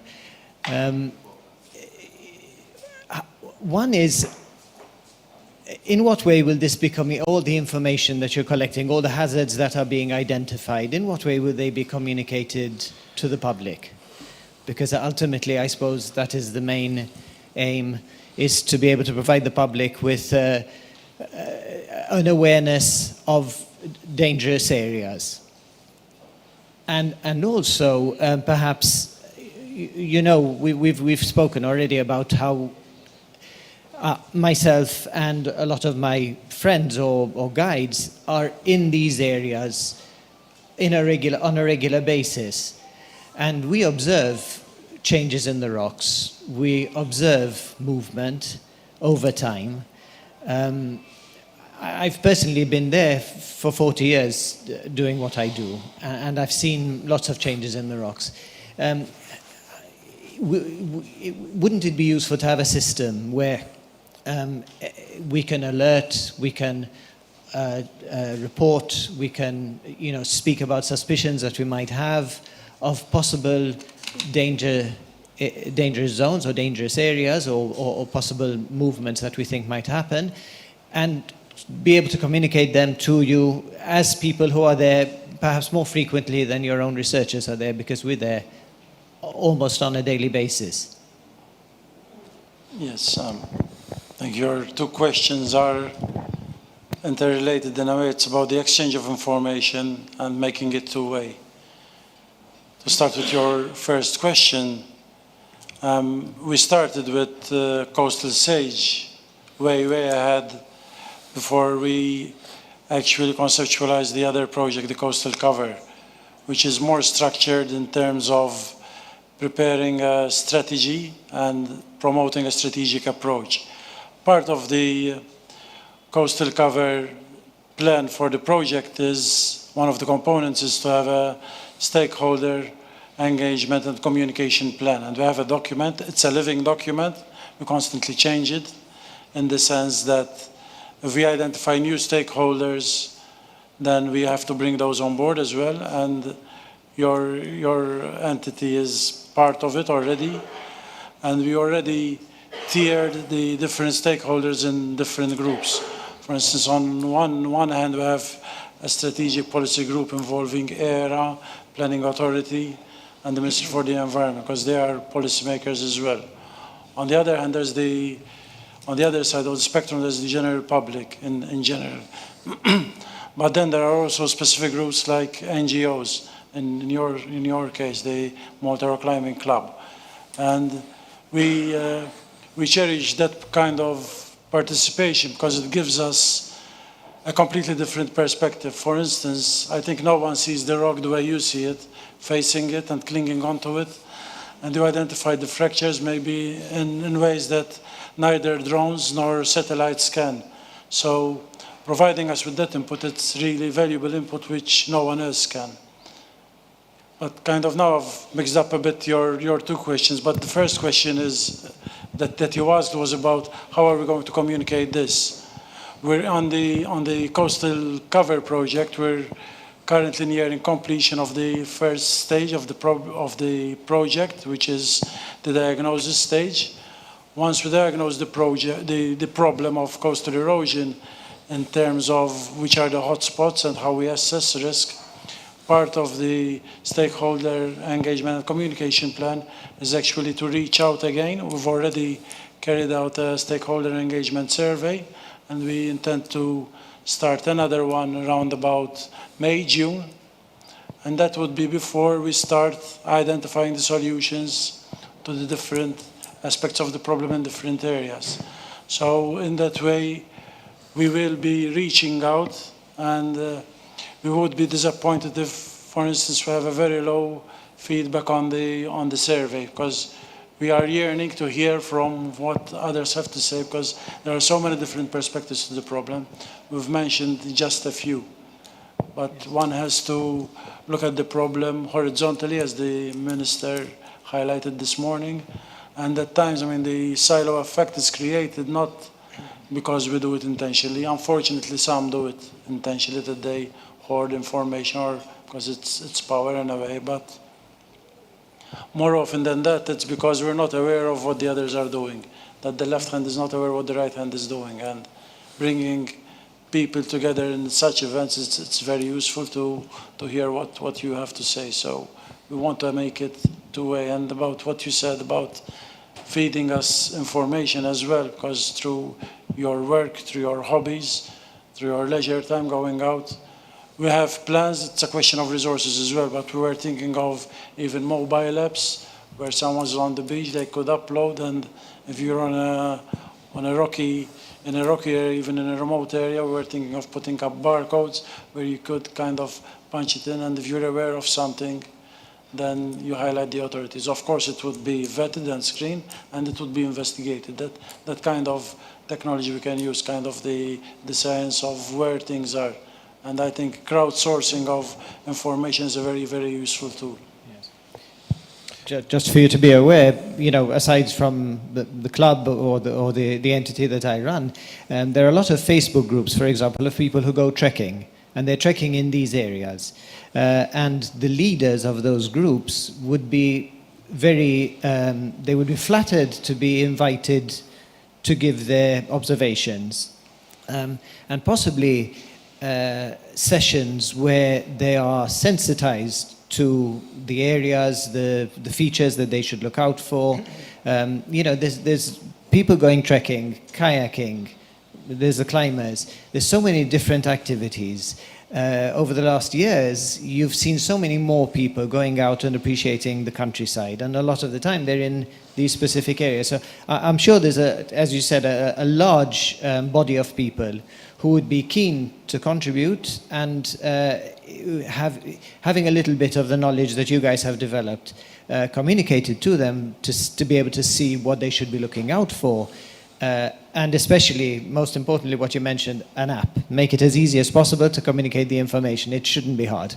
It should be a photo, a location, and this is all communicable within seconds nowadays. So all those elements, I think, will make it quite a robust system with a large number of people contributing towards this very valuable initiative.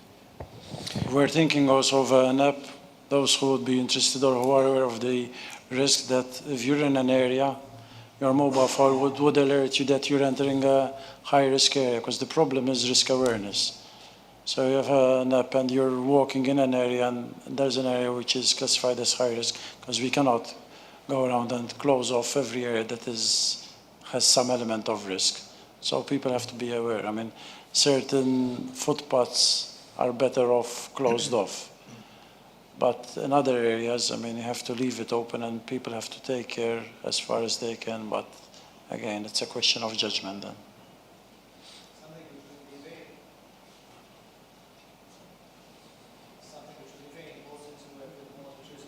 Yes. In fact, Coastal Cover is a project that we are doing in partnership with the Malta Tourism Authority. Thank you so much, sir, for your question, and thank you so much for your feedback as well. Any questions? Any more questions? Yes, over there, please, at the back.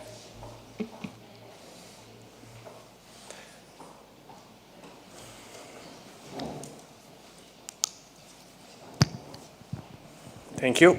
Oh, hi. I have a question for Gareth and for your project. It was very interesting what you showed. I just had a question about your last slide when you summarized the different algorithms that you used for showing the bathymetry. Which one was the best in terms of accuracy? Yeah, in terms of summary of... The best algorithm? Yes, exactly. So the best algorithm was the K-star. The K-start was the best, okay. Yes, the K-star one. Okay. It was followed by the random forest, then the multi-layer perceptron, and the linear regression was the one that produced the least accuracy. Okay, and did you double-check the data with a multi-beam echo sounder, or? Sorry? Did you double-check the data with an acoustic system, or? Well, for the data, I used 3 different ones, but it was like 3 different datas for one data set. They were all implemented into one. Okay, but I mean, you didn't run an acoustic survey in the area to double-check the satellite? Yes, we did. Okay. The acoustic survey was done closer to the shore, okay. and the LiDAR survey was done a bit far away from the shore. And then the 2 data sets were implemented together so that I have close shore and slightly offshore data. Okay, thank you. Welcome. Okay, thank you so much. Any more questions, please? Okay, so let's proceed to the last part of today's conference. Thank you so much. Thank you once again.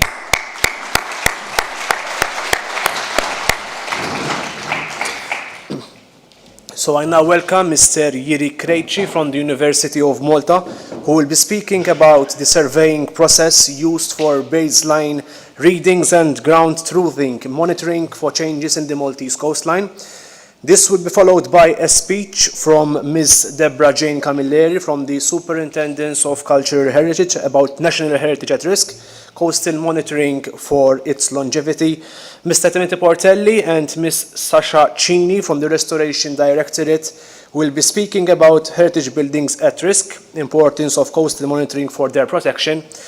And lastly, Mr. David Cardona from Heritage Malta will be speaking about coastal erosion and cultural heritage sites. Again, any questions from the floor are welcomed, because the experts, they need to hear from you as well after they deliver their speech. The floor is yours.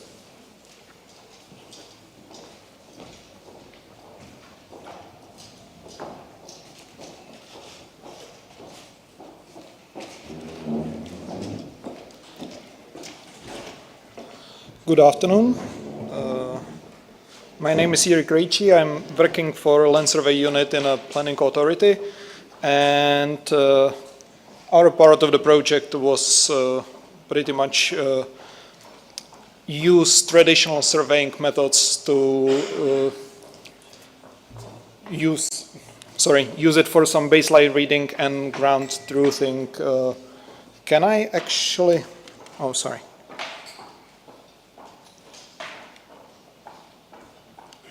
The same problem as everyone else today? Perfect. So the objectives of our task were to define the methodology of those land surveying works to meet the criteria of Coastal SAGE project. We were surveying the 7 locations around Malta and Gozo.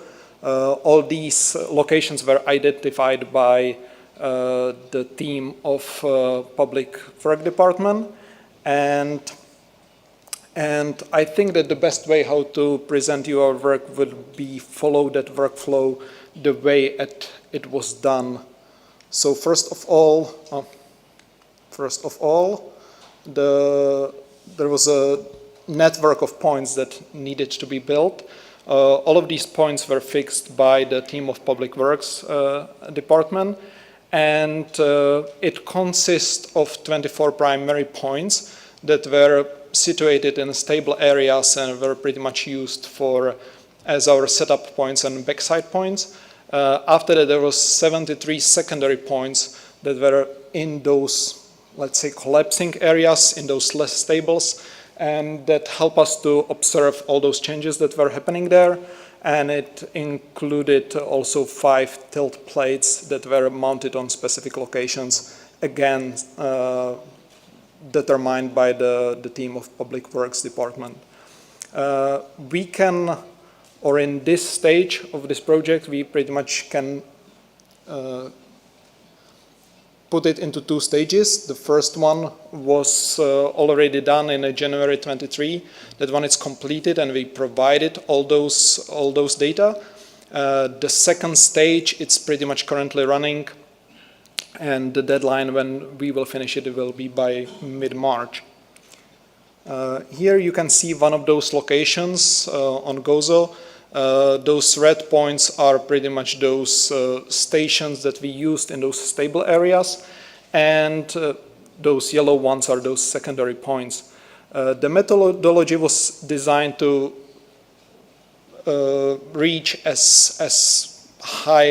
the highest possible relative accuracy with regarding those realistic conditions, because let's say that all of those areas are quite remote, and all those surveying were done in pretty much field conditions, so without any specific constructions as some pillars for centration or some access with the precise leveling and other methods.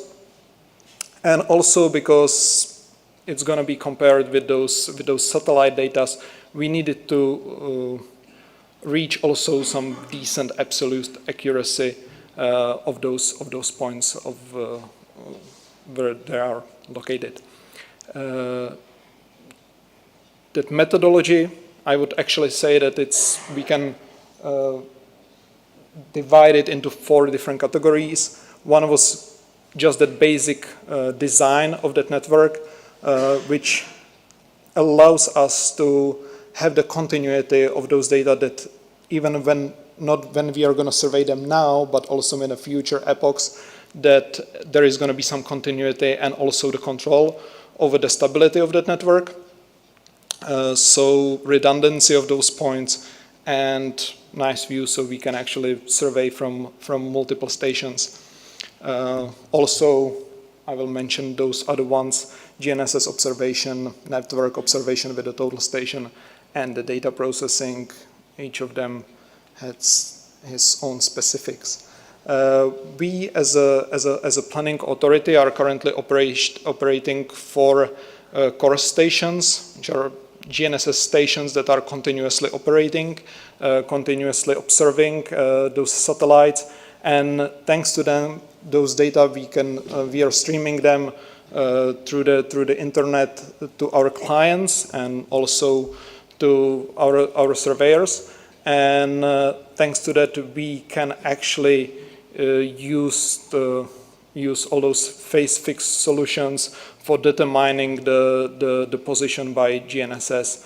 The theoretical precision of this method, it's roughly 1.5 centimeter in position and roughly 3 centimeters in height.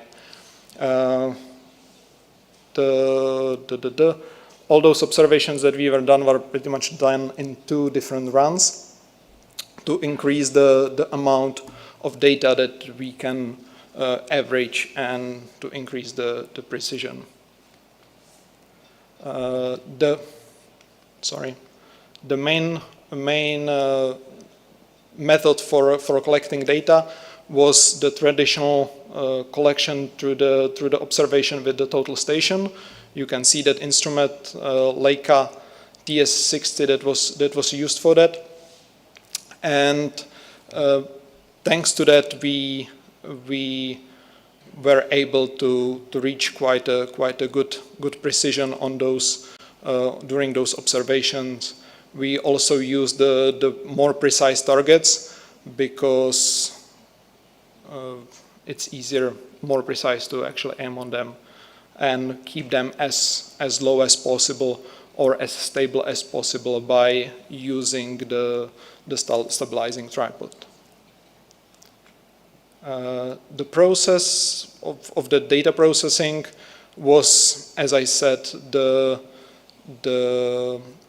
only those primary points were actually determined by GNSS technology, and we needed to adjust those coordinates to actually still keep that precision, but also make them more precise, to connect them, to tie that network with those data collected by the total station. So this is again the site on Gozo, and that network that was used of those primary points. It was done in pretty much 3 steps. Those primary points, the coordinates coming from the GNSS observation were processed in a GNSS model of software called Leica Infinity, and we got those weighted averages. After that, these points came into the computation of those data from the total station, so we were able to see those differences that are coming, let's say, from that lower precision GNSS data to high precision data from the total station.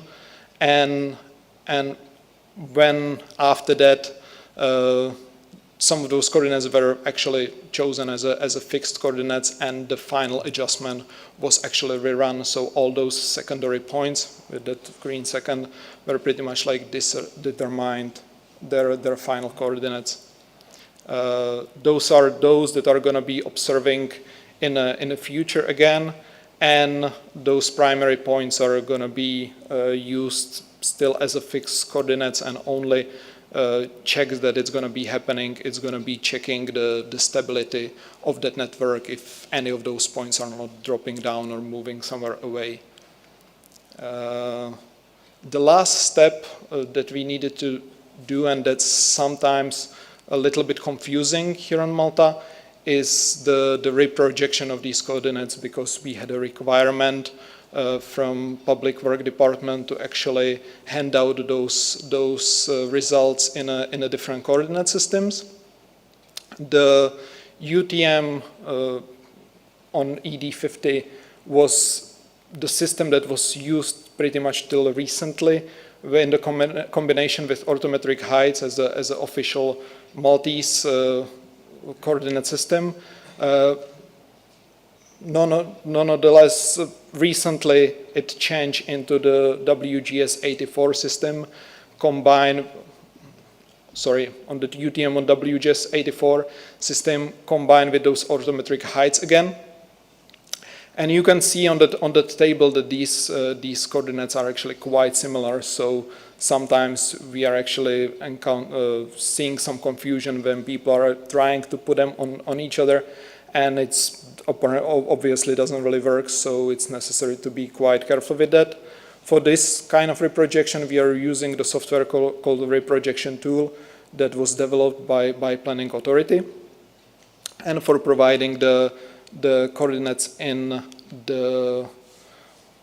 the geographical coordinates on the WGS84 system, we pretty much had a direct import from that Leica Infinity. With these results, we were able to import them in some other softwares as a ArcGIS to create a shapefile, and to DWG to be used in AutoCAD. The precision, when I actually mentioned that there are like data with the lower precision coming from the GNSS, and the high precision data from the total station. You can see that here. The Leica, it's thanks to combining different kinds of data, it's actually using these values of coordinate quality instead of the standard deviations. But you can see that the data that we pretty much got from our observations, those GNSS, the spatial coordinate quality was around 12 millimeters. And by tightening that with that network adjustment, we were actually able to get on the spatial coordinate quality around 2 millimeters for those individual secondary points. Some conclusion: the first set of data was already observed. The second set of data, it's currently being observed. The methodology for the GNSS and the total station observation was defined as well, and we are currently having the network of those fixed primary points to proceed into the next stages.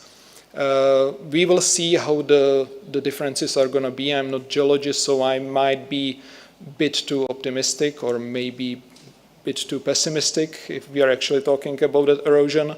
But some deformation vectors might be determined on some blocks that could move due to that weather conditions that we experienced in that past month. But it's quite sure that some third stage, sometime in the future, will definitely need to be done. Thank you for your attention, and I would like to also give the special thanks to the team of Public Work Department who did all that hard drilling and of those points, and also to my coworkers from land survey unit, because that land surveying, it's quite a team sport, and without your coworkers you are lost in the field. So thank you.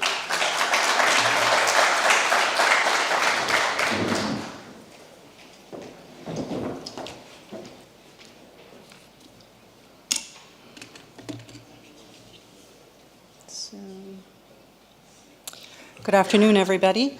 I'm Deborah Camilleri from the Superintendence of Cultural Heritage. And first of all, I wanted to say thank you to Dr. Bahadur and his team for showing us that video clip this morning, because I think it gave us a really good sense of how beautiful the island of Malta and Gozo is, and the coastline and what it looks like.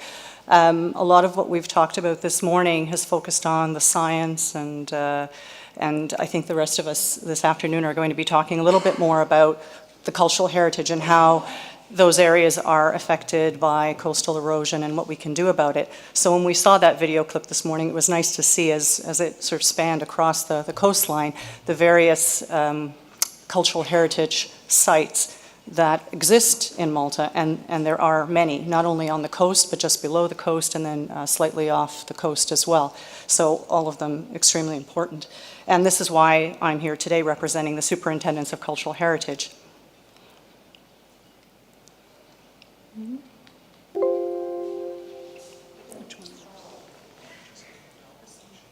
Try this one. Okay, thank you. For those of you who aren't familiar with the Superintendence of Cultural Heritage, we're a legal entity that it's been set up to ensure the preservation and conservation of cultural heritage, regardless of where it's located. Of course, today the focus will be on the coastal areas in and around Malta and Gozo, but also underwater. There are two main areas at the Superintendence, and I'm sorry, yes, two operational areas. I was going to say two staff, but that would really be really be awful. There are 45 staff members at this point in time, and really that's not enough. One issue we have is human resources, not to mention financial resources, to be able to do what we do. I've outlined here very quickly, the different departments that we have. And the key ones that relate to what we're talking about today focus on the restoration unit that we have, as well as the underwater archaeology unit, because that ties into anything that's on the coast as well. The other units that we have are equally important.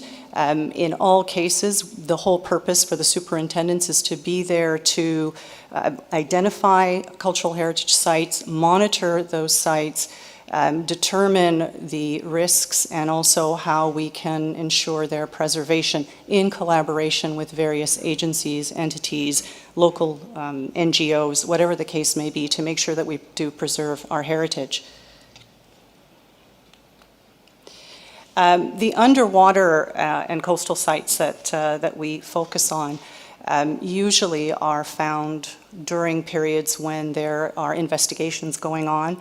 The sites that are along the coast that we know of course, are something that we always have to monitor, and we do that with other organizations, and through them develop work method statements that we monitor to make sure that they are following the proper procedures to be able to assess the risks that are occurring, or the risk that may be occurring if anything's in imminent danger, and ensure that those sites are preserved. However, there are situations as well along the coast when there might be development going on that also affects heritage as well, or it might be heritage that we don't yet see, that we find, and then this is where superintendents would get involved as well to ensure the preservation. The monitoring and the inspections are done by our teams as well, and essentially we head out to ensure that things are done the way they should be done, so that we can preserve.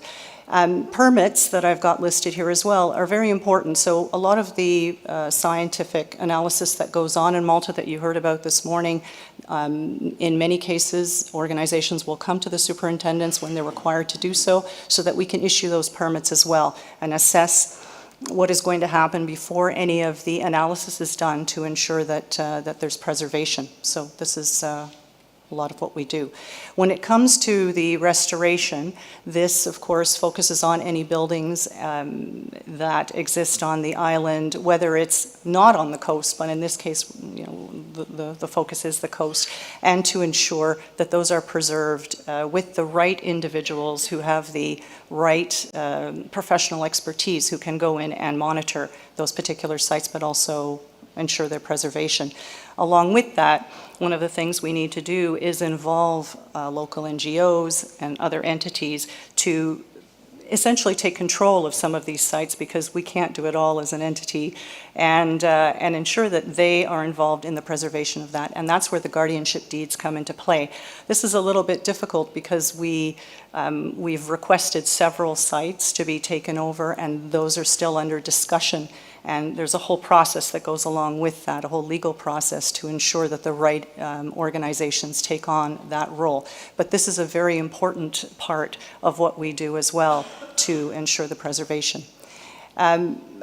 I'll quickly go through this. Of course, the Constitution of Malta specifically states that as a state we do need to preserve our cultural heritage. There are two key conventions. There are several conventions that have been ratified by Malta, but two that are important that I've listed here for you today, which again tie in specifically to the preservation.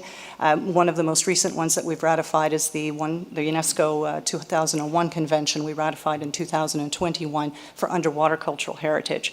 But that also ties into the coast as well, because a lot of what we've discussed today has been in terms of the actual landscape as well, which falls under our remit. But the idea is that we have to remember that the cultural heritage is not just the landscape, it's also the material that's above, on and above, and underwater, because people tend to forget that. The Act itself, I won't read through these, but again, the duty that we have as citizens, the duty we have as a state is really, really crucial. It's highlighted in several of the articles in our Cultural Heritage Act, which was set up in 2002, and it's been amended over the years, hopefully for the better, so that we can ensure the preservation. Now, to some of the more interesting areas, I've picked 5 out of several sites that exist in Malta, cultural heritage sites that are at risk. I had shown these the last time I was here with Coastal Sage, for the presentation, but I wanted to reiterate these because they're still at risk, and some of them, in fact, are even more at risk now after the storm we had a few weeks ago. So I've listed them here. The first one is an 18th century battery the one below that, the megalithic ruins at Shrub-Lagine, which I think Mr. Cardona might refer to, I'm not sure, so I won't go into it too much detail. Fort de la Mara, the Punic Roman sanctuary. The Fort de la Mara is the 19th century Punic Roman sanctuary, is about, I think it's 6,000 years, oh, I'm sorry, 2,000 years old, and the Roman villa as well. So all of these sites are just, they're highlights of what we saw in that video, but also of what exists in Malta. So just quickly, some pictures of those, and this is where we have the area in St. Thomas Bay. So a lot of these sites are in the Marsa Schlock, Marsa Scala area, so an area of Malta which is highly affected by coastal erosion. There's, sorry, did I miss one? No, that's right. These are the temples, and I believe Mr. Cardona might talk about these. Are you? Okay, so I won't go into detail. But again, you can see some very important ruins that are thousands and thousands of years old, right on the coast, that are also at risk and are presently being studied as well. We have Fort de la Mara, which has been shown in a number of pictures earlier today. And then another Punic sanctuary on the coast as well.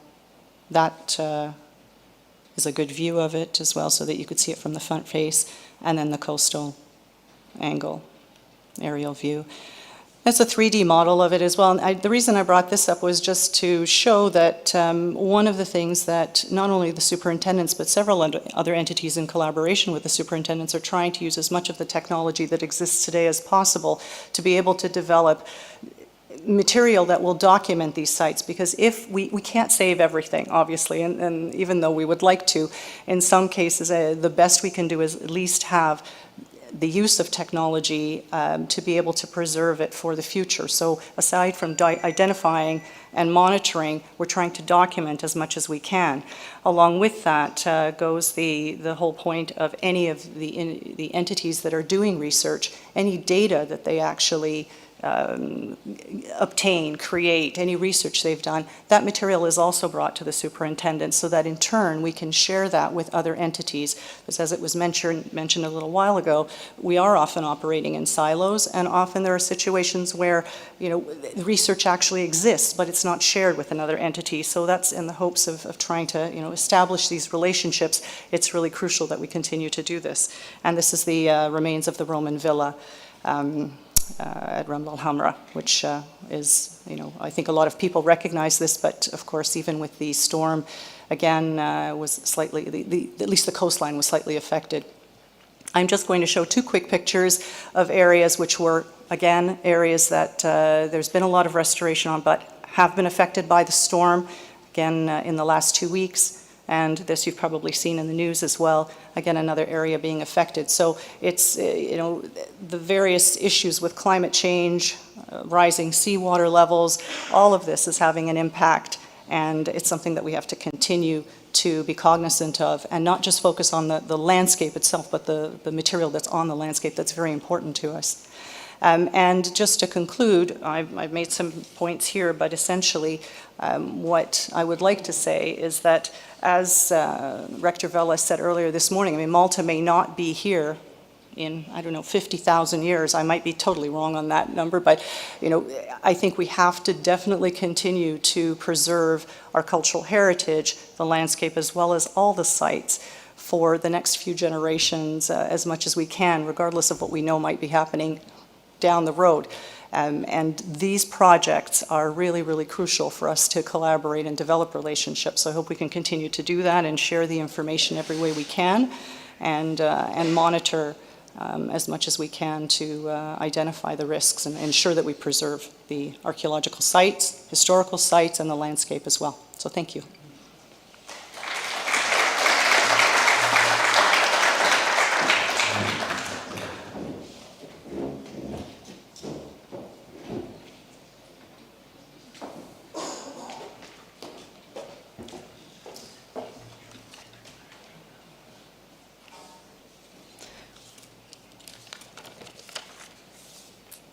Good afternoon, everyone. I'm Sasha from the Restoration Directorate, And together with my colleague Timothy, we will be giving a presentation about heritage buildings at risk and the importance of coastal monitoring for their protection.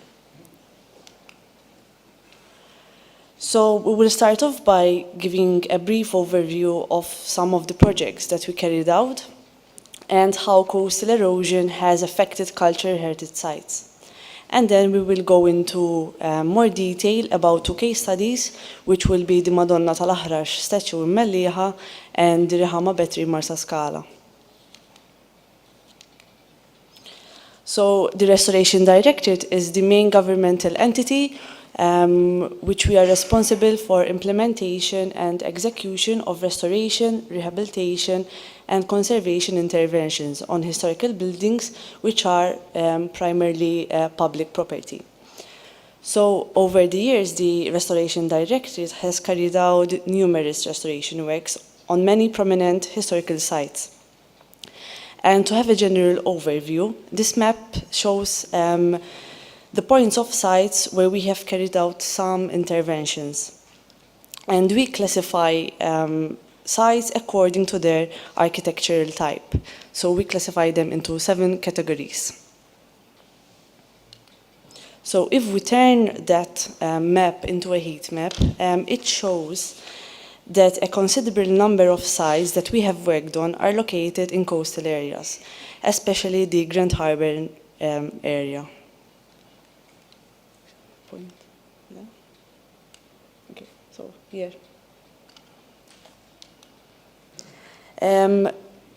When we deal with erosion on heritage buildings, it can range to a partial loss of stone fabric, or also it can lead to the complete loss. So here we have 4 different examples in which coastal erosion has affected them differently. So first we have, so this one is the Singlia Spur fortification, which is located in the Grand Harbor, and it is relatively sheltered from wave action. So before we started restoring the fortification, we noted that the level of erosion is a normal level. So we noticed some loss of joints and also stone powdering. Then we have some rare cases, such as the Madonna tal-Aħrax in Mellieħa, so this one, in which the surrounding area of the statue is characterized with different joints, which has led to the fear of the cliff to collapse, and with it the statue will be lost as well.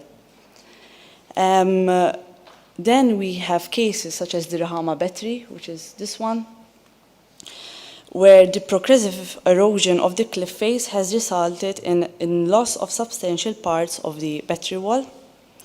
And lastly, we have, so this one is Counter Garden for Tricasili, where more than half of it has already been lost at sea. Oops. Now my colleague Timothy will talk about the Madonna tal-Aħrax and Rihama Battery.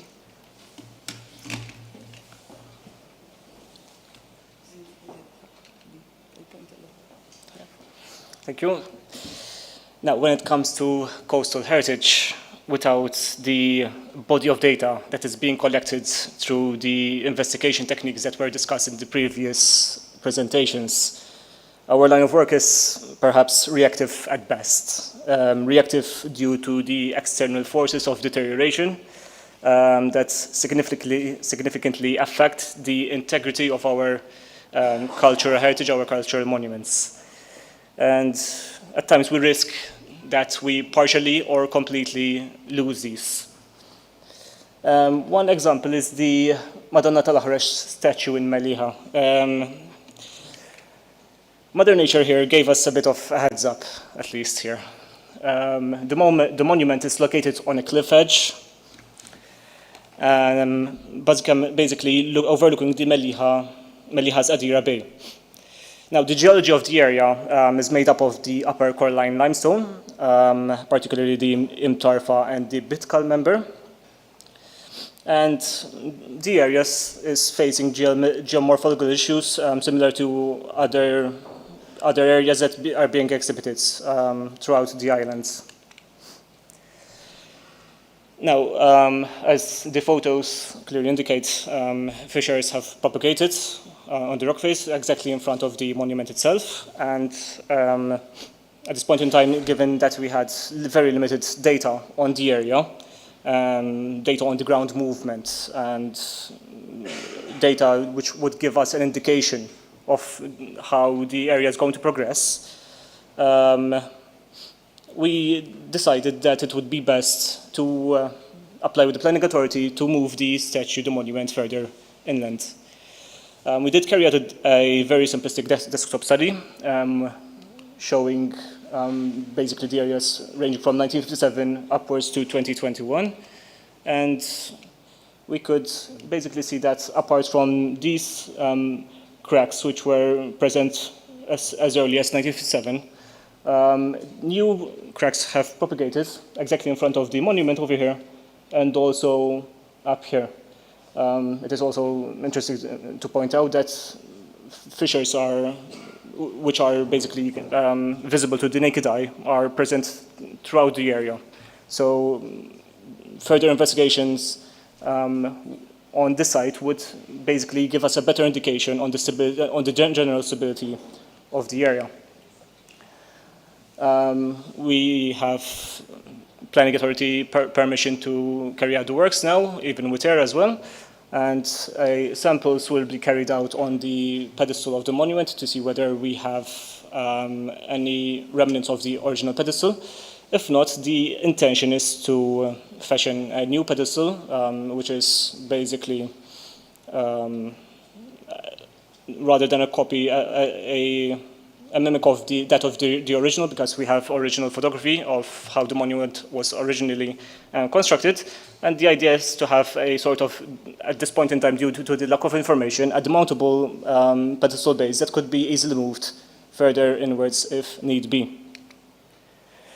Now, another case study is that of the Rihama battery in Mortaskala. We have a differing scenario here, whereby basically a brief introduction. The Rihama battery is a coastal fortification, and it is situated on a cliff edge, similarly to the Tameliha statue of the Madonna. However, the geology is composed of globigerina limestone.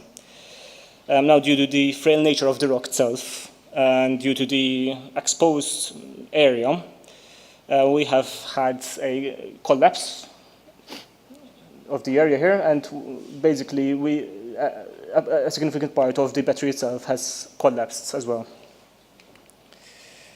Now, through aerial photography, we could see that the collapse happened around between 2008 and 2012.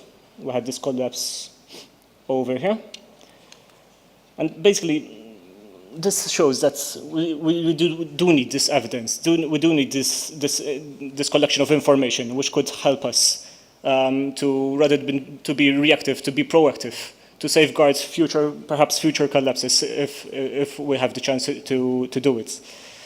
And this would basically help us to preserve and protect our heritage sites and prevent further loss if need be. Thank you very much.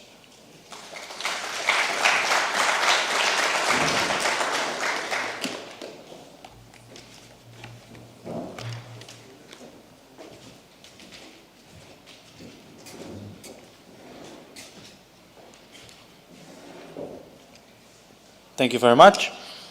I'm David Cardona. I'm the last one in, so I'm guessing we're all hungry, so I'll try to be a bit fast. My presentation today will deal primarily with the coastal erosion effect on some of the cultural heritage sites using 3 case studies. All of the case studies have already been mentioned today, but I'll go into some more details. Luma.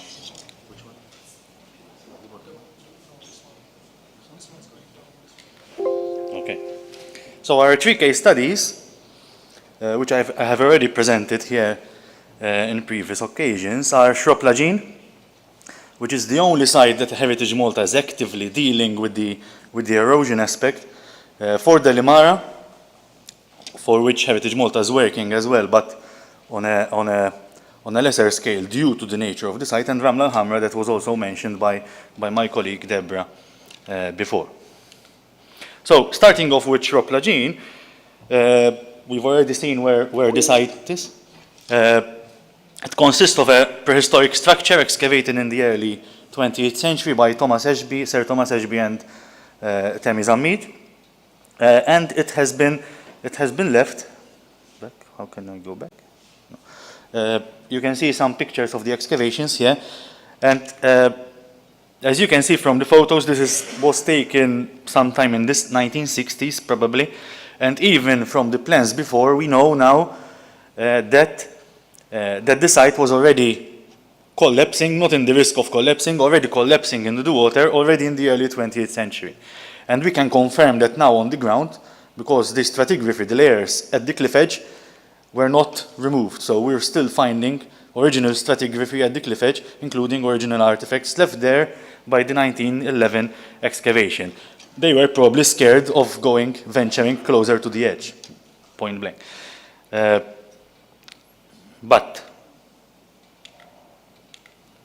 Okay, and if we see the plan, that is the plan that was carried out in the early 20th century. You can see that some of the structure had already collapsed into the sea, but what we can also see is that the cliff did not really deteriorate at the top at a very fast rate. In fact, we found almost everything there is on the plan nowadays. After the project was suggested by a team of 3 specialists made up of architect Ruben Paul Borch and Dr. Ruben Grima and Tony Patch, Heritage Malta was entrusted with this project. The aim was to investigate the site, eat the site itself. Okay, so the cliff is being eaten up through the areas, but we extended it to the other all of the site. And the exercise had 2 main aims. First and foremost, to try and identify the structure, but secondly also to identify the main faults and geological formations of the site. And this is the result of the remote sensing, the GPR, a particular slice of that. And most importantly, the Sebastianos team were able to identify the main fissures and cracks on the cliff edge. And this is all before the excavation started, to help us understand not just the threats of the temple of this cliff, but also it informed us about the methodology that we had to take to excavate there, due to the large risk we had. Together with our underwater culture heritage unit, UCHU, we also carried out a bathymetric exercise of the seafloor and a stone survey. And we did a stone survey because we know that parts of the structure have already collapsed, so we tried to identify whether certain stones, certain blocks could be from the original structures that have then collapsed into the seafloor. And of these we have identified a couple, unfortunately, just a couple. Now, if we see, this is the ortho of where we were last year. You can clearly see the abscess and some of the blocks. And if you remember the fissure lines before, we have one major crack going through the site, and it is clearly visible there. At its widest point, it's a foot wide, so we have megaliths literally in it. So this is the major threat of the site. Of course, from this image alone, you can understand that even though the original aim was to relocate the structure, due to the nature of the construction of the site with very small stones, it will be impossible to remove stone by block and rebuild block by block. The result will not just be faithful enough to the original site. So the project has shifted slightly, and we're looking at the removal of the main structural elements that can be saved without actually damaging them. Okay? And this is supposed to be a video. Let's hope it works. No, it doesn't work. Well, it doesn't want to go backward. So the second site. It did go backwards, actually.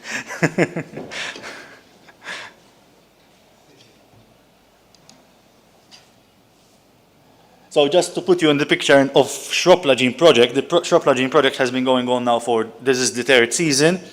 It's a very slow project to work on because given where the site is and the nature of the cliff, all our people had,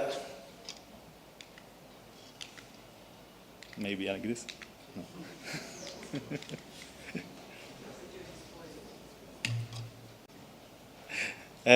All of our people had to work tied out to a special structure tied to a tower crane. So if the cliff goes down, at least we don't go down with it. So it's a it's a much slower process than normal archaeology, which is already in itself a very slow process. But you can imagine the difficulty we have at this site.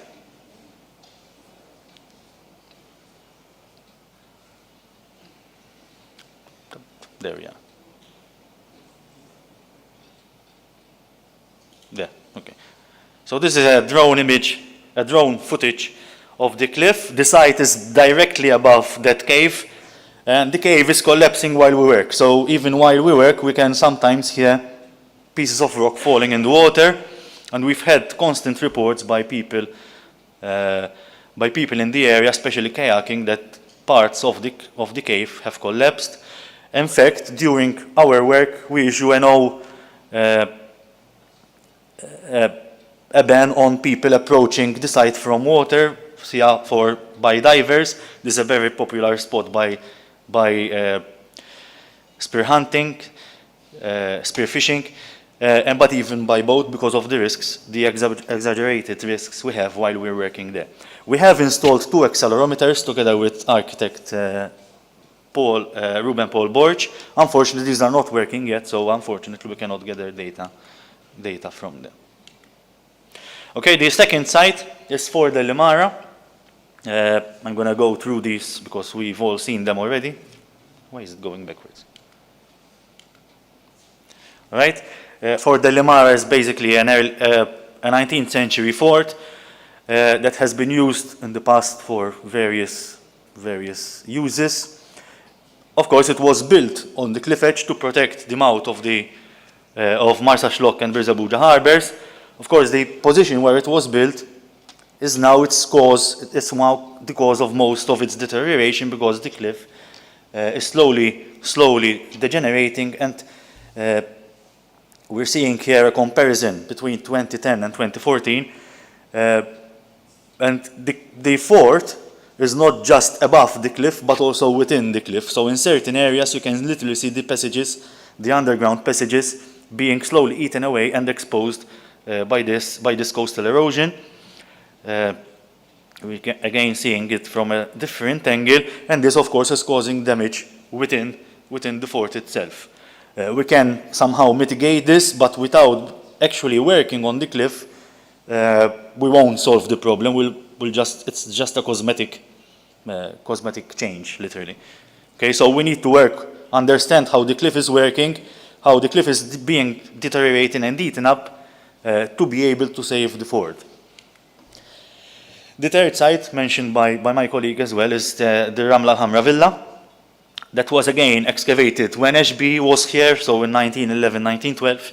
And this is a very remarkable example of such a site in Gozo, not just in Gozo, in Malta, because it's the only site where Romans were using local stone for their mosaic pavements. Okay, and in fact, the mosaic pavement you see here was of coralline limestone primarily, at least that's what HB and Zamit tell us. But also because, one, it's the only best preserved villa in Gozo, and second, it's the only example of a villa marittima, so a maritime villa found in Malta, at least that was properly somehow documented. The site itself is within the green square, and here we're looking at 2 erosion factors. We have erosion from the sea, and we have seen this even last week during the storm, but in every storm. But we also have erosion from the valley, and you can see a stream that is constant there almost even through the summer. But when we have heavy rain, we have literally a 10-meter wide river going through the site that eats up all the sand down to bedrock. So any artifacts, any stratigraphy over there is already gone. But of course, when it's backfilled again, any artifacts that might have fallen down are slowly being washed out at sea. And this is, I think, the storm of 2 or 3 years ago. And you can still see literally quite a big chunk of sand being eaten away down to bedrock. Again, and pieces of pottery that I could literally simply pick up from the sand and beneath. Well, not all of these are classical, are Roman, of course, but they're all part of the story. A study conducted by Chris Mifsud when he was still at the superintendent of archaeology shows that the sand is also shifting in cycles. So if we see this in 2006, 2013, 2016, 2017, and if we have a look at them superimposed, we are seeing a cycle where sand seems to be shifting in a anti-clockwise fashion. Okay, so this continues to show how important understanding coastal erosion for us is, especially in this site, because the site has been buried immediately after excavation. So if you're going down, you see that big mound, the big dune, that's where the villa is. So we don't know how the villa is surviving, but we know that new sections of the villa, now these two walls have never been documented by HB, so we took it on ourselves, even though the site is not within the remit of Heritage Malta. Every time this site is exposed, we go with a total station and GNSS and map everything to make sure that two things are not changing a lot. And given that these structures have never been documented before, so these are structures, new structures, we need to document them. We need to document them as well. And up to now, it was only a question of the sand being eroded away. After last week's storm, unfortunately, even part of the dune has started being crumbling down. And this is a photo taken last week where we can see part of the dune onto which the villa is built being eroded away, which further shows how urgently we need to act here. Not just to preserve the villa, but also to expose, document again, see what survives, and how we can protect it. Thank you. Thank you.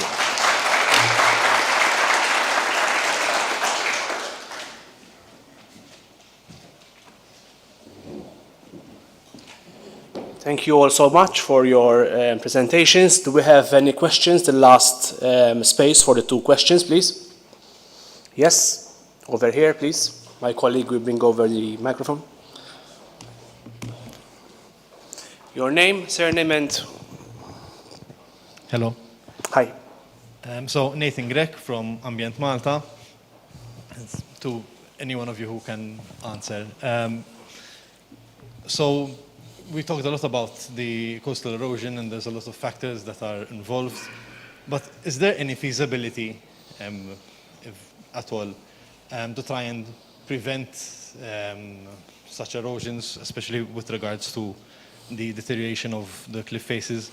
I know that at some point years ago, there were talks that they would try and attempt to either install clamps for the azure windows or some form of metal framework, but this never came to fruition. I know that in our Lapsi, within one of the caves, there is currently netting to try and stop rocks from, especially from falling onto any visitors of the area. So is there any feasibility to preventing such deterioration? Thank you. Anyone?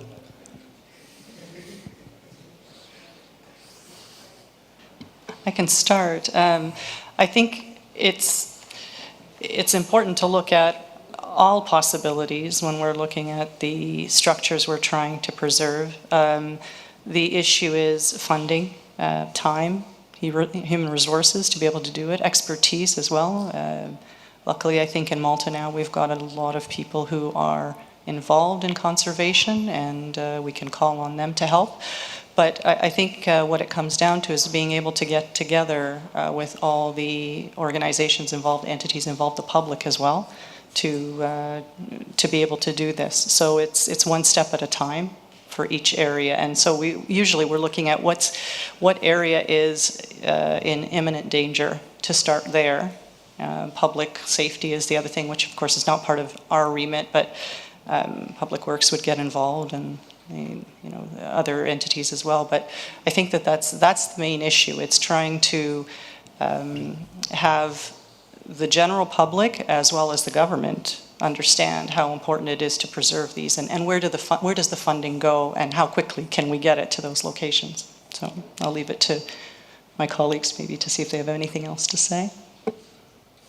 Well, if you look, I think we have two different scenarios. We have sites where you can actually do something like Ramla al-Hamra, okay? Because that, I'm calling it an easy fix. It's not such an easy fix, but it's easier to do than other sites. But sites like Shrop Lajin, before we started the project, we looked at the feasibility whether we should try and support the temple or protect the cliff. Unfortunately, the current technological innovations, and with them, it's not possible to support the cliff. How are you going to support a 30-meter cliff? I'm sure it can be done, but not with the funding we have, unfortunately, and not with the expertise we have at the moment. We did look at rock bolting, but again, the question of how are we going to rock bolt the top end of a 30-meter high cliff. So you have to go at the feasibility. Unfortunately, when it comes to Shrop Lajin, it was not a matter of protecting the site from collapsing, but gather as much information and saving as much of it before it collapses. And that's where we ended up, literally. Other questions, please? Okay. Not a question, just to continue on the same subject. So in terms of feasibilities, in terms of how we can protect as well, there's several methodologies. The rock bolting and mesh in our LAPSI were mentioned. However, we need to also consider the issue of the geology and even geomorphology. So for example, if we're talking about Shrop Lajin, we cannot put a bolt or a mesh to actually stop debris from falling, just because that kind of geology can be just easily eroded just by wind. So technically debris will still fall out of the mesh. So that kind of long-term or short-term solution won't work. So that's something we also need to consider. Other than that, short-term would be putting up more signs and fencing, but that could also be another issue on itself, just because you're creating a weak spot wherever you install the sign or the fence. So that's something else that needs to be factored in terms of feasibility of what can be done and mitigated and even protected. Any questions? Any further questions? Okay, so we thank you once again, all of you. Thank you so much.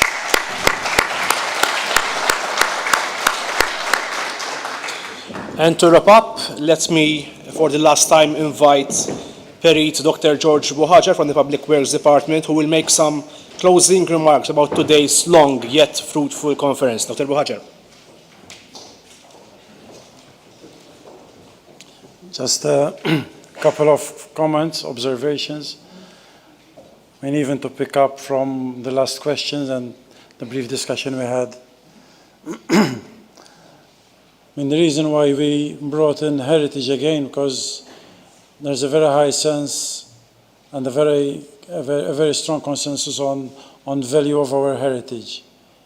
And that brings under the spotlight the importance of looking at coastal erosion with a bit more effort, because there is a lot which is at risk, but not just heritage, but even other aspects of the coast. I mean, one thing I can say, I mean, as a final comment, is that I think the sage must go on in this sense.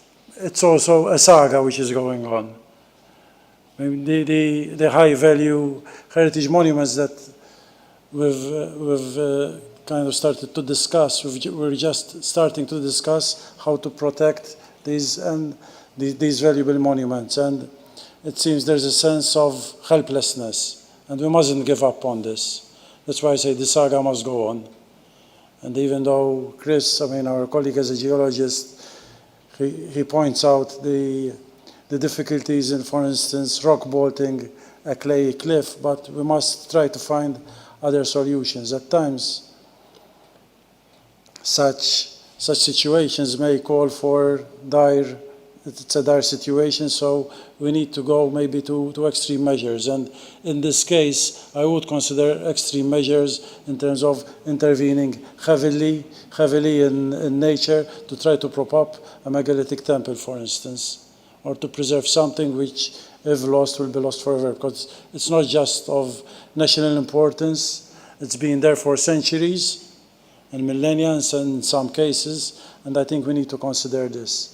I think the closing of this conference should be a point where we start discussing and take things more concretely. Hopefully with the Coastal Cover project coming to an end this year, we will identify these risk hotspots. When I say risk hotspots, it's not just risk to public safety, but even risks to our heritage.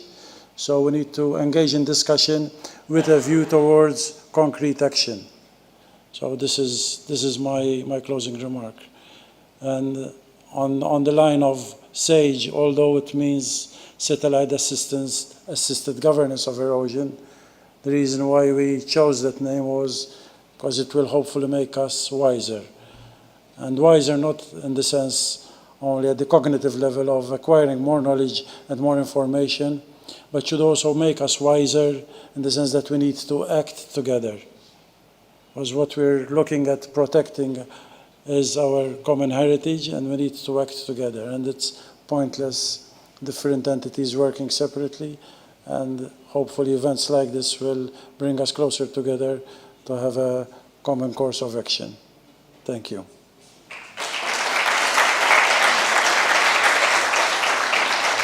Just on a final note, because it's also the close of the project as well, I would like to thank the University of Malta Council for Science and Technology for their participation. I don't know if there are any closing remarks from our partners as well, from Gianluca perhaps, or Michael from MCST. If you'd like to add a final word, just keep in mind that lunch is waiting.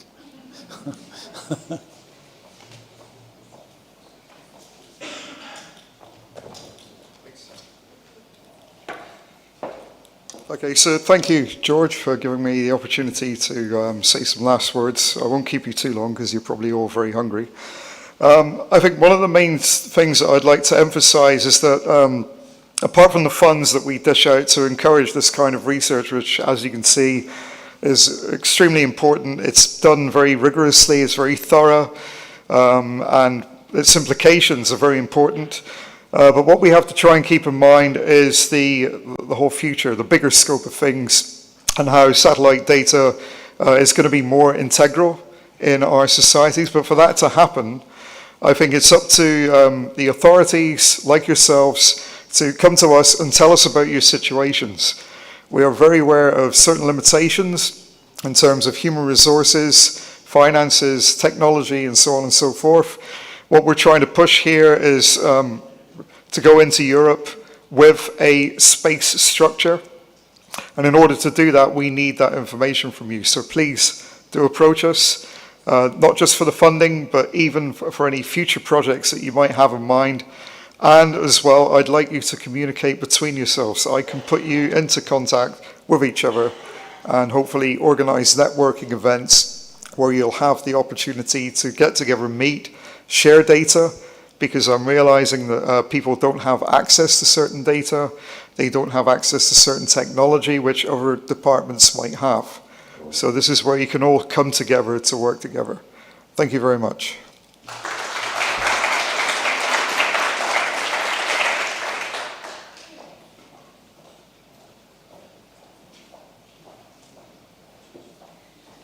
try to be even more brief. As the principal investigator in this project, this was a very interesting and also rewarding experience, both from a research point of view and from an application point of view. So it was a great pleasure to be able to work with George and his team, and to also work with another department with the university through Sebastiano. And I would say that we've learned a lot. We've been able to transfer a lot of skills amongst ourselves, and we look forward to continuing this research and the knowledge that we've gained in order to better monitor and understand our coast. Thank you.